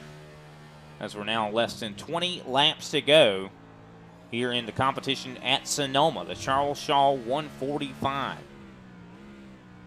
Over 100 miles completed. These guys still have quite a journey left to get to the end.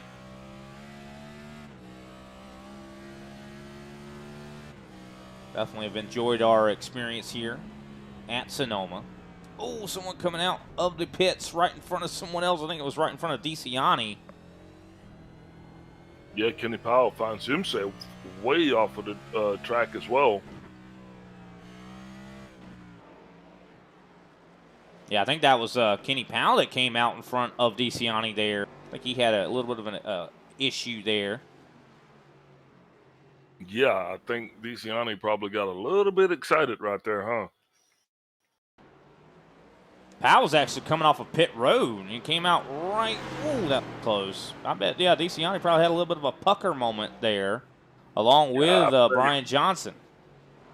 Plenty of room, plenty. See some damage there on Kenny Powell's machine. I think he might have been going down there to fix some of it. Of course, he did not lose a spot. He's still in 9th place, but 3 laps down.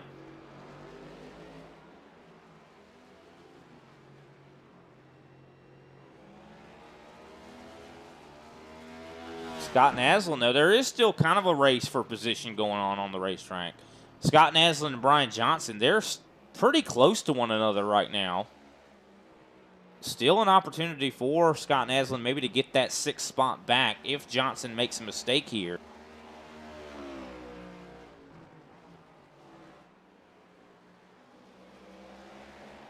But Derek Heitman, over 10 seconds is his gap back to Brandon Pasalacqua.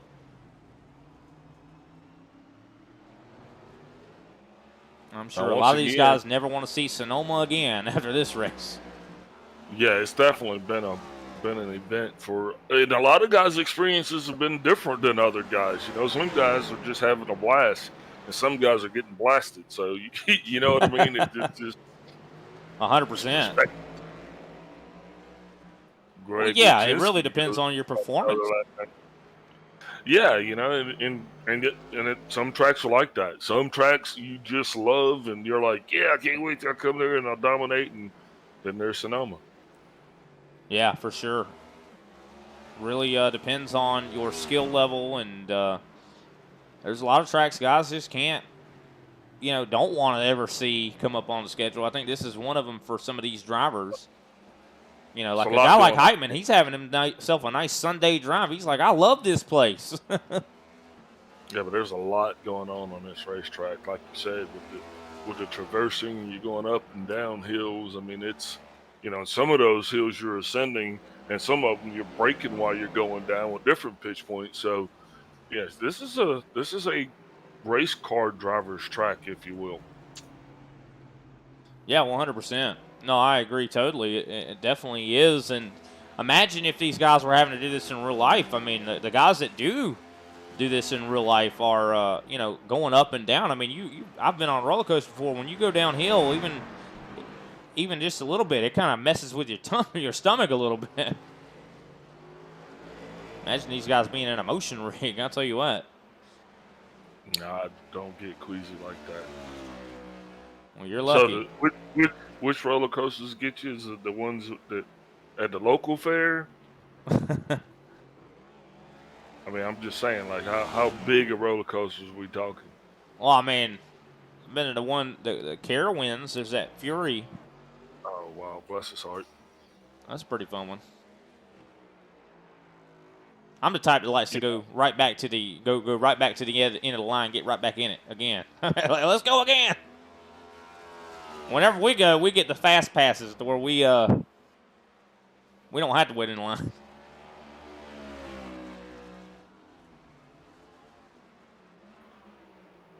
All right. But here we go. 57 laps in.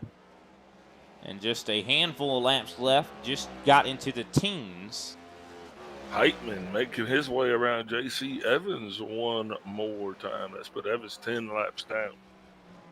God is having a totally different perspective than the guy in front of him.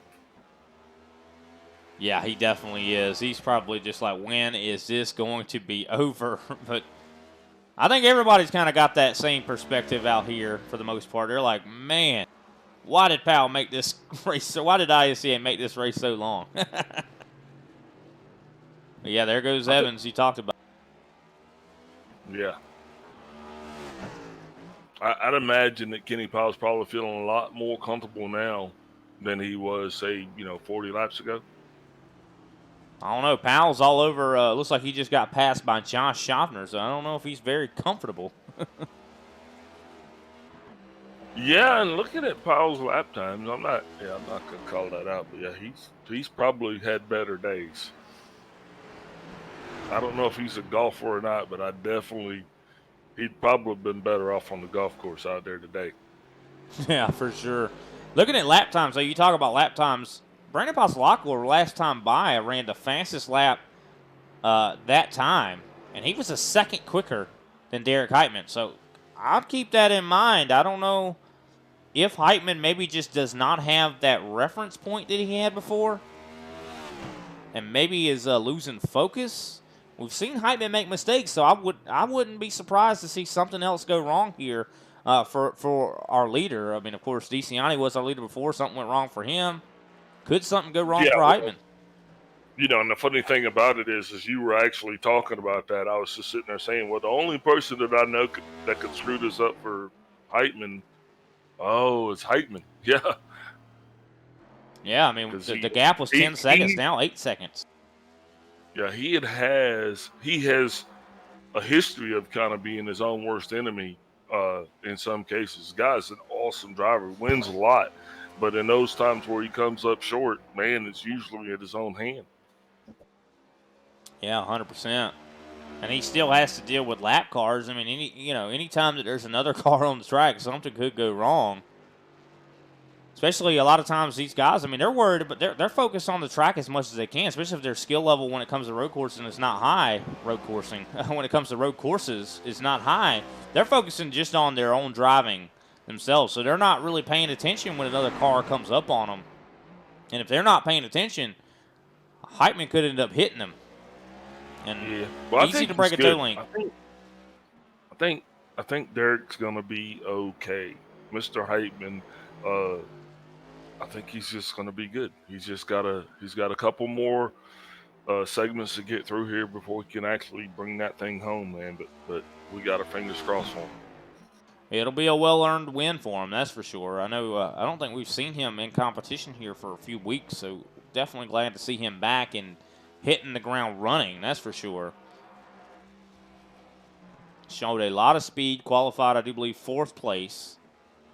And now is up in the lead, so he's definitely shown significant amount of pace. And I think right now his lap times have leveled out a little bit. I think maybe he was just kind of taking it easy. Mr. Sanchez looks like he just disembarked. I don't know what happened, but yeah, definitely be worth going back to take a gander. Also, we just saw a pass, I do believe, for 6th place. Scott Naslin got by Brian Johnson.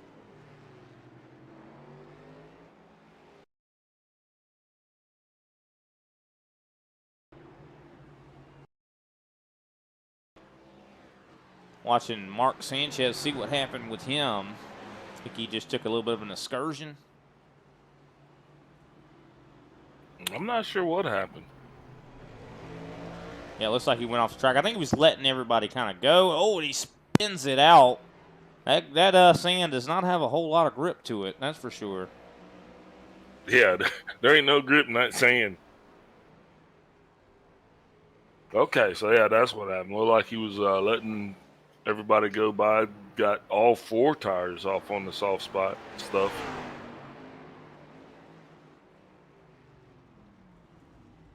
Looks like he goes wide to let Frank Flores go. So Mark Sanchez definitely having a little bit of some troubles, but luckily he's on a lap of his own. He's 4 laps down. The closest driver behind him is 3 laps lower or more down than he is. But that was an actual challenge for position between Sanchez and Flores right there. Was it? Yes, it would have been.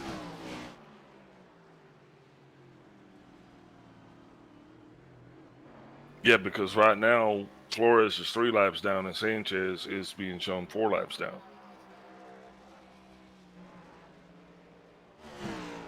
Interesting to note for sure, as we're now 62 laps into the show. Just a couple laps and we'll be 10 laps to go. Still a long time. And that is still enough time for things to go wrong until we get the white flag or until we actually get the checkered flag. Things could still go wrong. I mean, we've seen things go wrong at road courses on the last lap. I think back to guys like Chris Severa making a mistake on the last lap at a road course. Well, during the commercial break, I did run down there to get me a hot dog, and I talked to Barney, and he said that they told him that he was even good to drink up until 10 laps to go, and then he needed to start heading himself back up to the flag stand. So he really looked at this as a complete night off. Yeah, it looks like that's the case. I think I saw him doing some shots, so might not even get the white flag or checkered flag.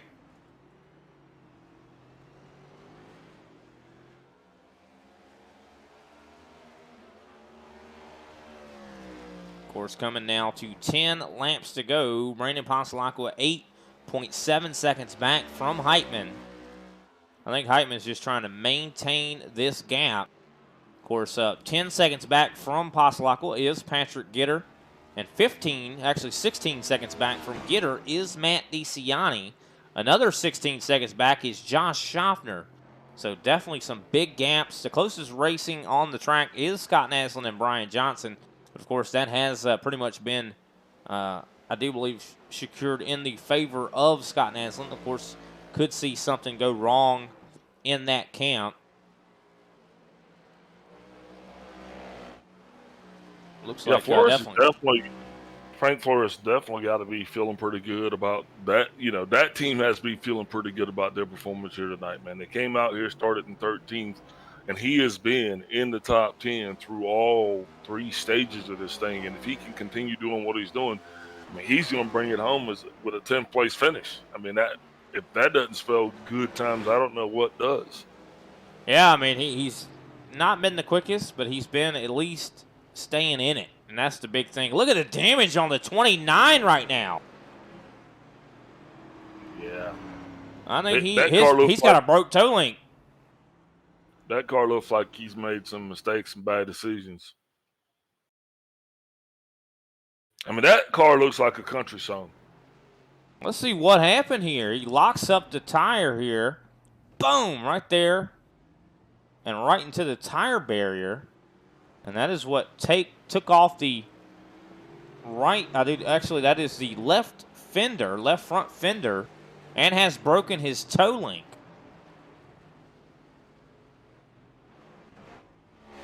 And he has come to pit road, and that could spell some good times for Jeffrey Ford. Possibly could be able to get a position there.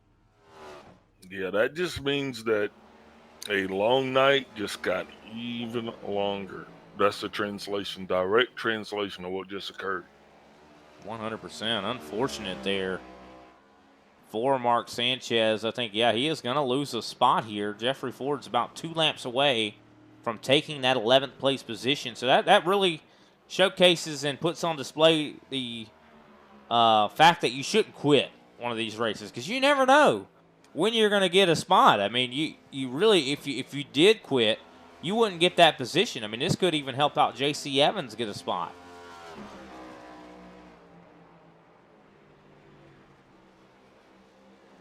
So even though these guys, are 8 laps down, 10 laps down, 1 spot equals points. I mean, how many laps down you are don't really equate how many points you get.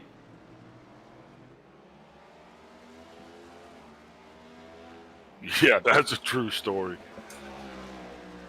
And this is a heavyweight bout. I mean, that's what you're going to get when you come to a road course. No one said it was going to be easy. It's going to be arduous. These guys have been in the seat for a long time thus far. And like you said, they're mentally and probably a little bit on the physical side being worn the heck out. Yeah, I wouldn't be surprised if these guys don't even want to talk to us after this race. I don't even want to talk about this, so I'm ready to go. But all of their work is going to pay off here very, very soon. I mean, it's not long. Less than now 10 laps to go. We're on lap 66, which means I do believe next time by 7 laps to go. Yeehaw. And if these guys just keep it in between the lines, that is what the goal is right now, just to finish this up. Get it done. I don't think anybody's really going to gain any spots here except for Jeffrey Ford if he's able to stay on the track. And J.C. Evans might gain. I think he's going to gain a spot as well. But we have definitely, this has been the Hunger Games here tonight. It has been a race of attrition. Yeah, it's kind of been like the Hunger Games, hasn't it? It really has. I mean, you got to say, we see Alexander Carr, he's 33 laps down. Greg Carr's 48 laps down. Jay Wright, 51 laps down. Ryan Strunk, 57 laps down. Yes, but did they learn anything? They learned what not to do. That's for sure. They learned that they need to put more time in. I think that's the main thing they learned. I think this was an excellent learning opportunity here tonight.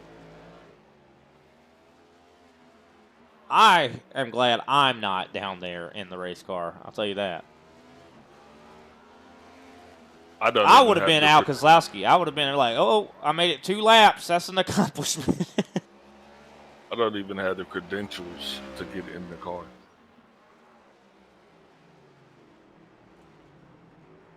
Matter of fact, the only reason why I think they let me into the track is because they know that I'm not going to drive anything.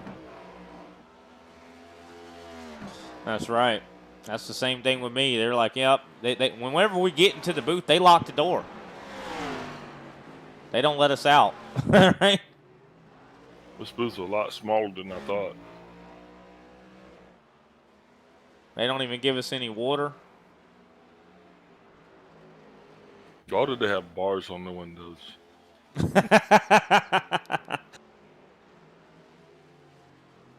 Feels more like a jail.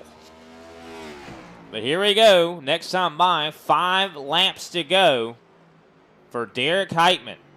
He can taste it. He can see it on the horizon. Getting a victory here, a well-earned victory at Sonoma. Yeah, he's even stretching that lead out. It's back up to 10 seconds right now as he comes up on the back of 5-car Greg Wachinski. Wachinski, another driver who he's had a colorful past here tonight and somewhat sordid, I guess you'd say. He's been Wachinski good. He started this thing in 8th, and right now he is in 8th. So, I mean, that's a pretty good run if you think about it. Yep, just went now his 3rd lap down. I mean, and it looks like Jeffrey Ford has just gotten by Mark Sanchez. He is now up to 11th place, so that's one more position gained there for him. But yeah, I mean, it's been a good show for Wachinski. I mean, he's stayed in it, and that's a big deal. Yeah, unfortunately for Sanchez, his woes aren't going to be even over then because J.C. Evans is going to surpass him, and that'll put him ultimately in 13th slot here for tonight for his efforts. Yeah, it's unfortunate, but I mean that wall doesn't give. Or those tire bearer. Nope, never seen a wall with pockets. What a good race for these guys. Definitely very well-earned finishes here for Brandon Pasalacqua. Patrick Gitter showed some signs of struggle early, but he has definitely gotten his, I'd say, recovered well. He's been showing good speed. He's actually been catching up to Pasalacqua the last couple laps. Of course, I don't think it's a little too late, though.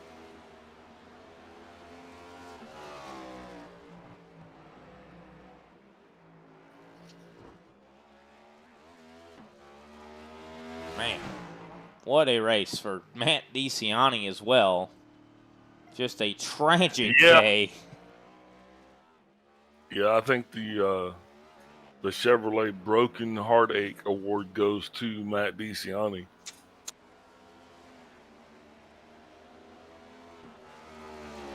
Like I said, he just led the wrong half of the race. Yep. Had a big opportunity to get the victory here. But unfortunately, just a miscalculation.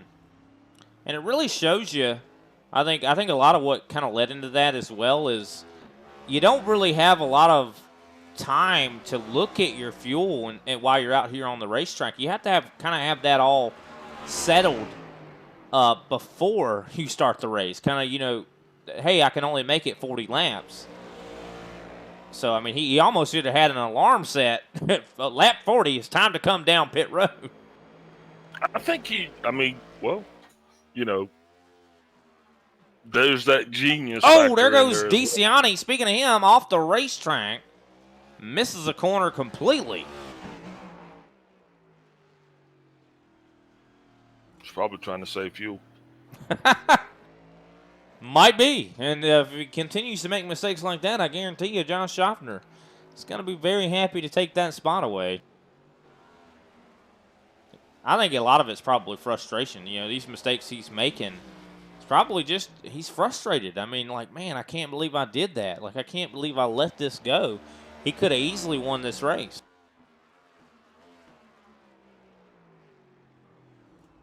Yeah, I mean, I came up a lap short.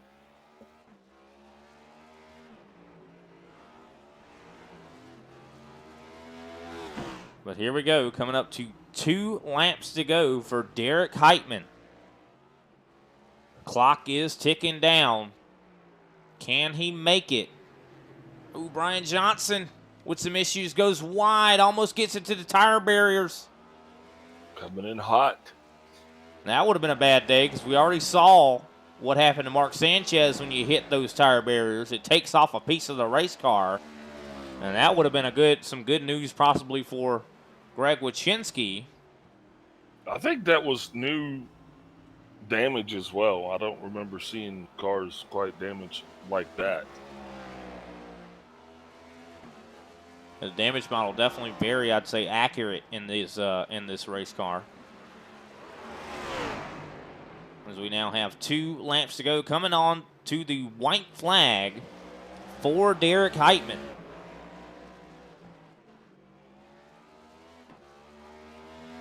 Heitman just has to make it one more time around here in just he, of course, has to get to the white flag first. But I think he's got it as long as he just stays focused. So easy to throw it away here at the end. I'll tell you that. It is very easy to do. If I was him, I wouldn't even be trying to turn a fast lap. I'd just be like, I'm just gonna try to keep in between the lines. I would not be attacking any of these corners, and he is still attacking him though. You can't take the racer out of him. I'll tell you that. You can't take. I mean, there's no mode in the car where it's called. You know, we don't have a slack button. I mean, it's track mode. So he's on the track. He's got to drive that thing. Yeah. You ever tried to get up? I mean, that's a Mustang. You can't just make a Mustang just settle down like that. Come on, man. No, you're right. No, you're 100% right. I mean, and not even just the Mustang. I'd say it's Derek Heitman. This guy don't have slow. He don't have that as a mode. We got no slow mode. He's going to be trying to get, don't matter what lap it is, he's trying to get as much out of that race car as he can. Oh, yeah. I wonder if the truck drivers have a race on the way back home, too. We ought to broadcast that. Yeah, absolutely. Out there turning, keep people on the interstate. Big wheels keep on turning. Well, here we go. White flag is out. This is the final lap for Derek Heitman. He has over 14 seconds now back to Brandon Pasalacqua as it comes through these corners for the final time, the final set of corners. And here we go. Derek Heitman will be your winner here at Sonoma Raceway. He definitely proved to be the fastest driver out here tonight. And that 76 Ryko machine, definitely going to be happy. The sponsors on that race car getting a lot of airtime here tonight. Yeah, definitely way to go, man. Shout out to Derek Heitman and that whole squad, man, for coming in here tonight, Brian, and making it really look easy. Now, earlier in the race, we thought this thing was definitely going to go to Matt DeCiani. He was the one that appeared to have all of the cards lined up in his hand, but unfortunately, he didn't know when to hold them. Yeah. He held them a little too close, I'd say, but Brandon Pasalacqua, of course, comes home second. Let's pull up the results here. Patrick Gitter is going to be in third. Matt DeCiani comes across in fourth. Josh Schaffner fifth. Scott Naslin brings it home in sixth. Seventh place shows Brian Johnson. Eighth place, Greg Wyszynski. Ninth place, Kenny Powell. And they're rounding out the top 10. Frank Flores. Jeffrey Ford, of course, 11th place. J.C. Evans, 12th. 13th, Mark Sanchez. 14th, Alexander Carr. 15th, Greg Carr. 16th, Jamie Wright. 17th, Ryan Strunk. 18th, Al Kozlowski, and of course, 19th, Cody Colley, who did not start the race. And with that, of course, we will be going to victory lane and talking to the podium drivers when we come back from this break. We'll be right back, ladies and gentlemen, and definitely excited to talk to our top three finishers if they have the energy to even talk to us. We'll be right back.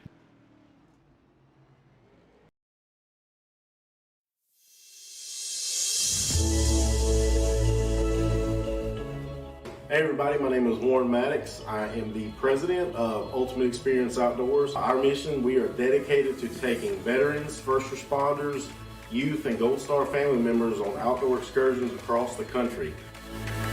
Support for our mission has many forms, from camp cooks to the great storytellers, some buddies with the band, maybe you just want to build a campfire and sit around and listen.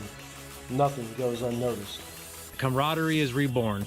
The acceptance among the men and women that took an oath. Whether it was decades ago or recently renewed, but never forgotten. If you feel like you could help us, please visit our website, www.uxonation.org. There, you can register to hunt, sign up to sponsor an event, or even donate to us so we can continue to execute our mission. Oh my gosh, I'm so close, bro. We get a hug. What have you done, Jim? We need your help to hold the line once again.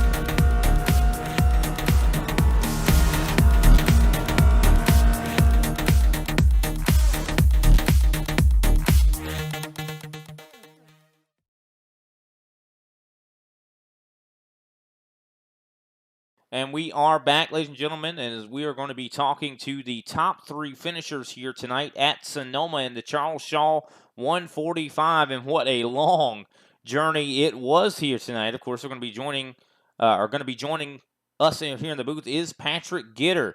Patrick, started on the pole, man. You led 3 laps, but unfortunately, we're not able to win the race. What were some of the difficulties you had to deal with out there? It seemed like it was quite a, I'd say, a obstacle-filled race. Hey, yeah, it was. I mean, it was kind of a grind. Started up front, and I knew some guys around me might have a little better race pace than I would have, and it played out that way. But yeah, I mean, it's running these cars here. It's a lot of fun, but it's also a grind. I mean, you're constantly turning on the wheel. You're watching for lap traffic, what other cars around you are doing. So definitely a challenging race. It definitely seemed like it for sure. You had qualifying pace. What was it? Why do you think you were lacking in the race pace? It seemed like DeCiani definitely had it together on race pace. Yeah, he did. I mean, he should have been up there, contending for a win. He had some technical difficulties with his pit stop, I think, getting fuel. But yeah, man, it's just the driver. I'm still getting used to running this car here at this track. So I've had better luck at like the Charlotte Roval and Watkins Glen, but haven't raced here as much. So obviously still working on this car and getting a feel for it here. But it's been fun this week. Definitely a big learning experience for you. It seemed like towards the later half, you seemed like you got the speed a lot better there. What did it take to get there? Was it just more seat time and getting more comfortable, like you mentioned? Yeah, I think so. I mean, there's some little things here and there that I've picked up on just tonight in practice for the race that I needed to do differently. So it's just seat time, just trying to learn how to consistently get the car around here. Um, Biggest thing in this car here too is you really have to know what curbs you can take advantage of and really get the wheel up on, and which ones you can't. And I think for me, it's just getting the line down and seat time. All right. Well, definitely still a strong performance for you. Third place, going to be some good points here tonight, of course, for the Super Cup season. Of course, this was not actually a Cup Series points race, but still a good points day for you. Homestead comes up next week. How you feeling about that racetrack? Yeah, I like Homestead. It's a lot of fun to race there. You got multiple grooves and more run to the room over there. So I'll just be happy to get back to the normal kind of mile and a half oval deal. So looking forward to that. All right. Well, I'm sure you're pretty worn out. We'll let you go. Who you want to give a shout out to before we do? Yeah, man, I appreciate it. First off, thanks guys for broadcasting tonight. Long race tonight in the road course, so appreciate you guys doing what you do. Shout out to Elite Performance Industries. Great road set this week. Thanks to the guys there for tweaking on that and getting us a good set. Team Conti, the guys there, behind the scenes working. Adam, Dustin, Michael, those guys put in a lot of work on these cars each week. Also, Nick Ottinger. C12 Design Shop, they got the paint for me that I ran here tonight, and Martin PC. Check them out for any PC needs. Appreciate it, guys. All right. Well, thanks for your time, Patrick. We'll see you next week at Homestead. Of course, that was Patrick Gitter in the 21 machine, finishing in third. Next up, Big Al is standing by with the 6 machine of Brandon Pasalacqua. Hey, Brandon, Big Al up in the booth. You got me? Joe. Hey, man, congratulations to you for bringing it home here right smack dab in the middle of the podium. Plus, it was an excellent points night for you guys as well. Yes, sir. Yeah. It was a lot. It took a lot of practice. Road courses are tough, and it's just about getting a lot of time on the track. And like what Patrick was talking about, knowing where you can take advantage of the curbs and where you can't. So definitely made a lot of mistakes in practice, and I think I've crashed in about every turn here. But unfortunately, we had a decent night, so I'll take it. Yeah, definitely didn't show any signs of waning while you were on the track. Looks like you guys put forth a really solid run. Some of the challenges for you this week, though, we can assume is the lack of actually the availability to race. Is that what we're hearing? I'm not a big. I don't race much in the official series, so I usually just get my practice done with my teammates, or just single run. So not having it on the service with it being week 13 really wasn't a big deal. And with road courses, it's just a matter of hitting your marks and figuring out where you need to break and all that stuff. So wasn't that big of a deal for me. Yeah, definitely didn't look like you had any problems with that. It was actually exciting watching you and Patrick Gitter kind of go back and forth there during the first 2 stages of the race. Now, as this thing kind of came down towards the end of it, was there any point in the race where you kind of started to feel maybe a little desperate, or were you always in complete control of what your plan was? Yeah, I just ran my pace the entire race, whatever that was. Wherever I finished is where I finished. Especially at road courses, there's a little bit more. Difference in talent when it comes to road courses, so the field gets spread out. So if I was the second best today, so be it. But if I was fifth or sixth, then that's what it would have been. So just controlled my pace and try to keep my car clean. R- Roger that. Congratulations again. Next week we head to Homestead. A lot of bit different track from this track here tonight. What are some of the things that you think we should look forward to coming out of that sixth camp next week? Yeah, I've had some luck there at Homestead, but I've also had some harsh moments there as well. Just looking forward to getting back on the oval track. I've been struggling the last 2 months or so on the mile and a halfs and stuff like that. So hopefully we can turn around next week at Homestead, and we'll put a lot of practice in with G&G this coming weekend. Hopefully we have a good run. Yep. Well, we'll be hoping for you as well here. Before we let you go, man, who you shouting out for your second place finish here tonight? Yeah, for sure. I'm going to shout out Josh Schaffner. Him and I had turned a bunch of laps here this week, and we learned a lot about the car and made small tweaks to the setup. So I appreciate all his effort running with me. Just want to say Matt DeCiani had us covered there. It's unfortunate he had those technical issues. He had a great car the whole time. For sure, had a lot of fun running with Patrick there. I think we battled for 20 laps. It felt like so that was a blast as well. And then congrats to Patrick, Derek, and then shout out to G&G, Butt Kicker, Kenny, and ISCA, and you boys in the booth.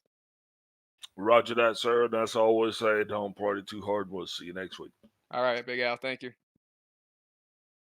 Alrighty, that was Brandon Pasalacqua, driver of the Six Machine, finishing in second place. Next up, Derek Heitman, finishing with over 13 seconds back to second place. I mean, we haven't seen you in a couple weeks, Heitman, and seems like you definitely put on a show here tonight with 32 laps led, and you had, I think, the best pace out of everybody. Was even able to hit a minute 13.980. How was the race car feeling for you? Race car felt great. First 10 laps.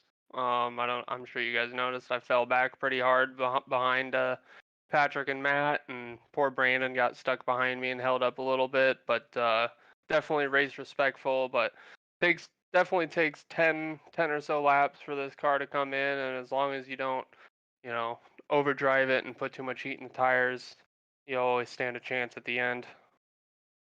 Well, it definitely seemed like that was the case here for you. You had long run pace, that is for sure. And Matt DeCiani definitely seemed like he had everybody covered. But even towards the end of that pit window, kind of, it seemed like you were catching him and were running some really good laps. I mean, how much time did you spend getting prepared for Sonoma? Was this your first race at Sonoma? Because I mean, it always is. I spent a lot of time getting prepared for racing Sonoma this week. I spent a lot of time on Wednesday. I've probably 4 hours leading up to NIS. I spent practicing, and then turn one, lap one on NIS. I got junked, broken toe link. So that was a terrible finish. Practiced a lot tonight. Basically, from the time I got home from work and up until race start, I just kept working at it, and I'm notoriously fairly good at road courses. It just was taking me a minute to get back into the swing of things, but as soon as it started all clicking for me, I was able to get it done. Yeah, I bet after all that time practicing and racing as well, I bet you're pretty worn out. I mean, what is I don't know if this has been asked here tonight, but the physicality of a track like this, how does that wear on you? This is gonna be funny, but after I was practicing on Wednesday and I was running all those laps leading up to NIS, and then I ran NIS, I got up out of bed this morning and walking down the stairs, it felt like I pulled a muscle in my left calf. I mean, this track requires a lot of footwork, a lot of braking. My calves are sore, my wrists are sore, my arms are sore. I mean, it's gonna be hopefully I'm recovered tonight. I wake up tomorrow feeling like a brand new man, but it's definitely it definitely takes its toll on you. Yeah, I don't think you're going to wake up tomorrow feeling like a brand new man, brother. I mean, usually if you feel bad tonight, the next day is usually worse. But of course, great job to you. Congratulations on the win. This is not one that you kind of luck into. You definitely earned this one here. You had just the overall pace. Of course, next week, hopefully, we'll see you at Homestead. What are your plans for Homestead? Do you feel confident there? Um, I guess I'm gonna have to find a setup for Homestead. Because I don't think that the actual schedule goes there. Is that right? I mean, that's what Big Al had said, Homestead. So I figured that's where we Actually, were going. Nashville Super Nashville Speedway. Super Speedway. Goodness, I knew that. And I think the Cup guys are off next week, so there's no race next week. So maybe Oh, that's just something Kenny's doing as a filler. Um, but mine says June 21st we go to Nashville. So next week's probably going to be Sonoma again. If I had to guess, Homestead's just going to be a filler race that Kenny's throwing in. So yeah, I mean, if that's the case, and I have no clue, I'm definitely have to find a setup. Otherwise, I'm going to be in trouble. yeah, definitely going to be difficult for everybody if that's where we're going. So, Kenny, are you there? Could you step in? Where are we going next week?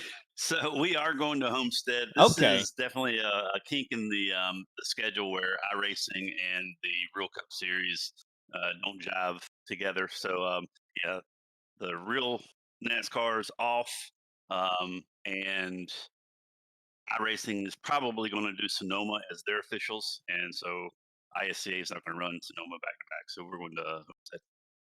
Okay, well that makes a lot of sense. Homestead, that'll be interesting. That's going to be a new level of challenge for everybody for sure. So yeah, definitely going to have to get cracking on a setup there, Derek. But great job on the win. Who can we give a shout out to after the victory tonight? I definitely want to shout out Matt. I mean, he had the car to beat. He had great race pace. Like I said, he drove away from me from the beginning of the race, and I just wanted to say, him and I were matching. I wouldn't say we were matching lap times, but we were trading lap times, and I was stuck in about a 3.5 second buffer behind him, and I feel really bad that I had to get a win like this. I wish we could have made good TV at the end of the race, and duked it out one mano y mano, but unfortunately, this way just had the cookie had to crumble.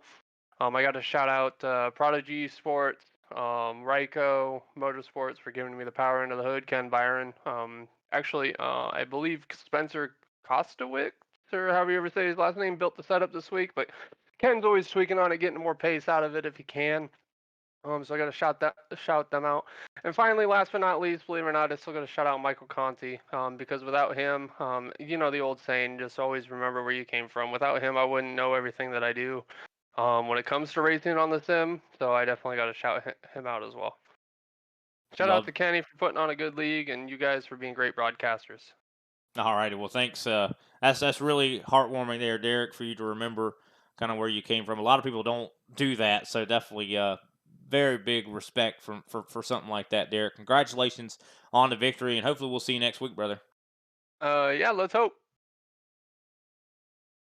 Alrighty, that was Derek Heitman, your winner here tonight at the Charles Shaw 145 at Sonoma Raceway. And what a race it was. I'll tell you what, I mean, it really added a whole new layer of challenge. These guys not having those cautions, not really having that chance to get that reset button in a lot of ways. But of course, some guys were able to really just rise above the rest. Heitman was definitely one. DeCiani, unfortunately, as you mentioned, Big Al, led the wrong half of the race, and apparently just technical difficulties that caused that. I thought that maybe it was kind of interesting. I was like, well, why did he run out of gas on pit road? So I guess that was a technical difficulty.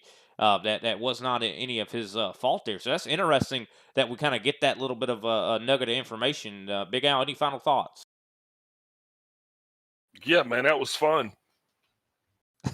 Great final thought. Love it. Good talk. But definitely great. That was very fun, and can't wait to see what Homestead brings next week. That is going to be some new levels of challenge as well, with these guys not really having a setup. So a lot of guys are going to have to really go to the drawing board, kind of similar how we did Norfolk's Borough a couple weeks ago. So interested to see how that works out. Of course, tune in next week about 9:15 p.m. Eastern Standard Time. We'll be going live. Of course, the race will go green flag a little after 9:30. But make sure you also possibly, sign up for the ISCA. We definitely would love to have you out here. Of course, we have quite a number of drivers that already compete in this Thursday series, but hey, we always could use more. I'd love to see 30 cars out here, and we'd love to shout your name out. Whether you're talented or not, you're looking to learn and grow, this is definitely a great place to come. Of course, look up the iRacing Stock Car Association in the ISC or iRacing League directory, and definitely throw in a application. Talk to Kenny Powell. Definitely get you set up, and we'd love to see you out here on the racetrack. But with that, I think this draws us to our conclusion. We'll see you next time, ladies and gentlemen. Thanks to everybody for tuning in.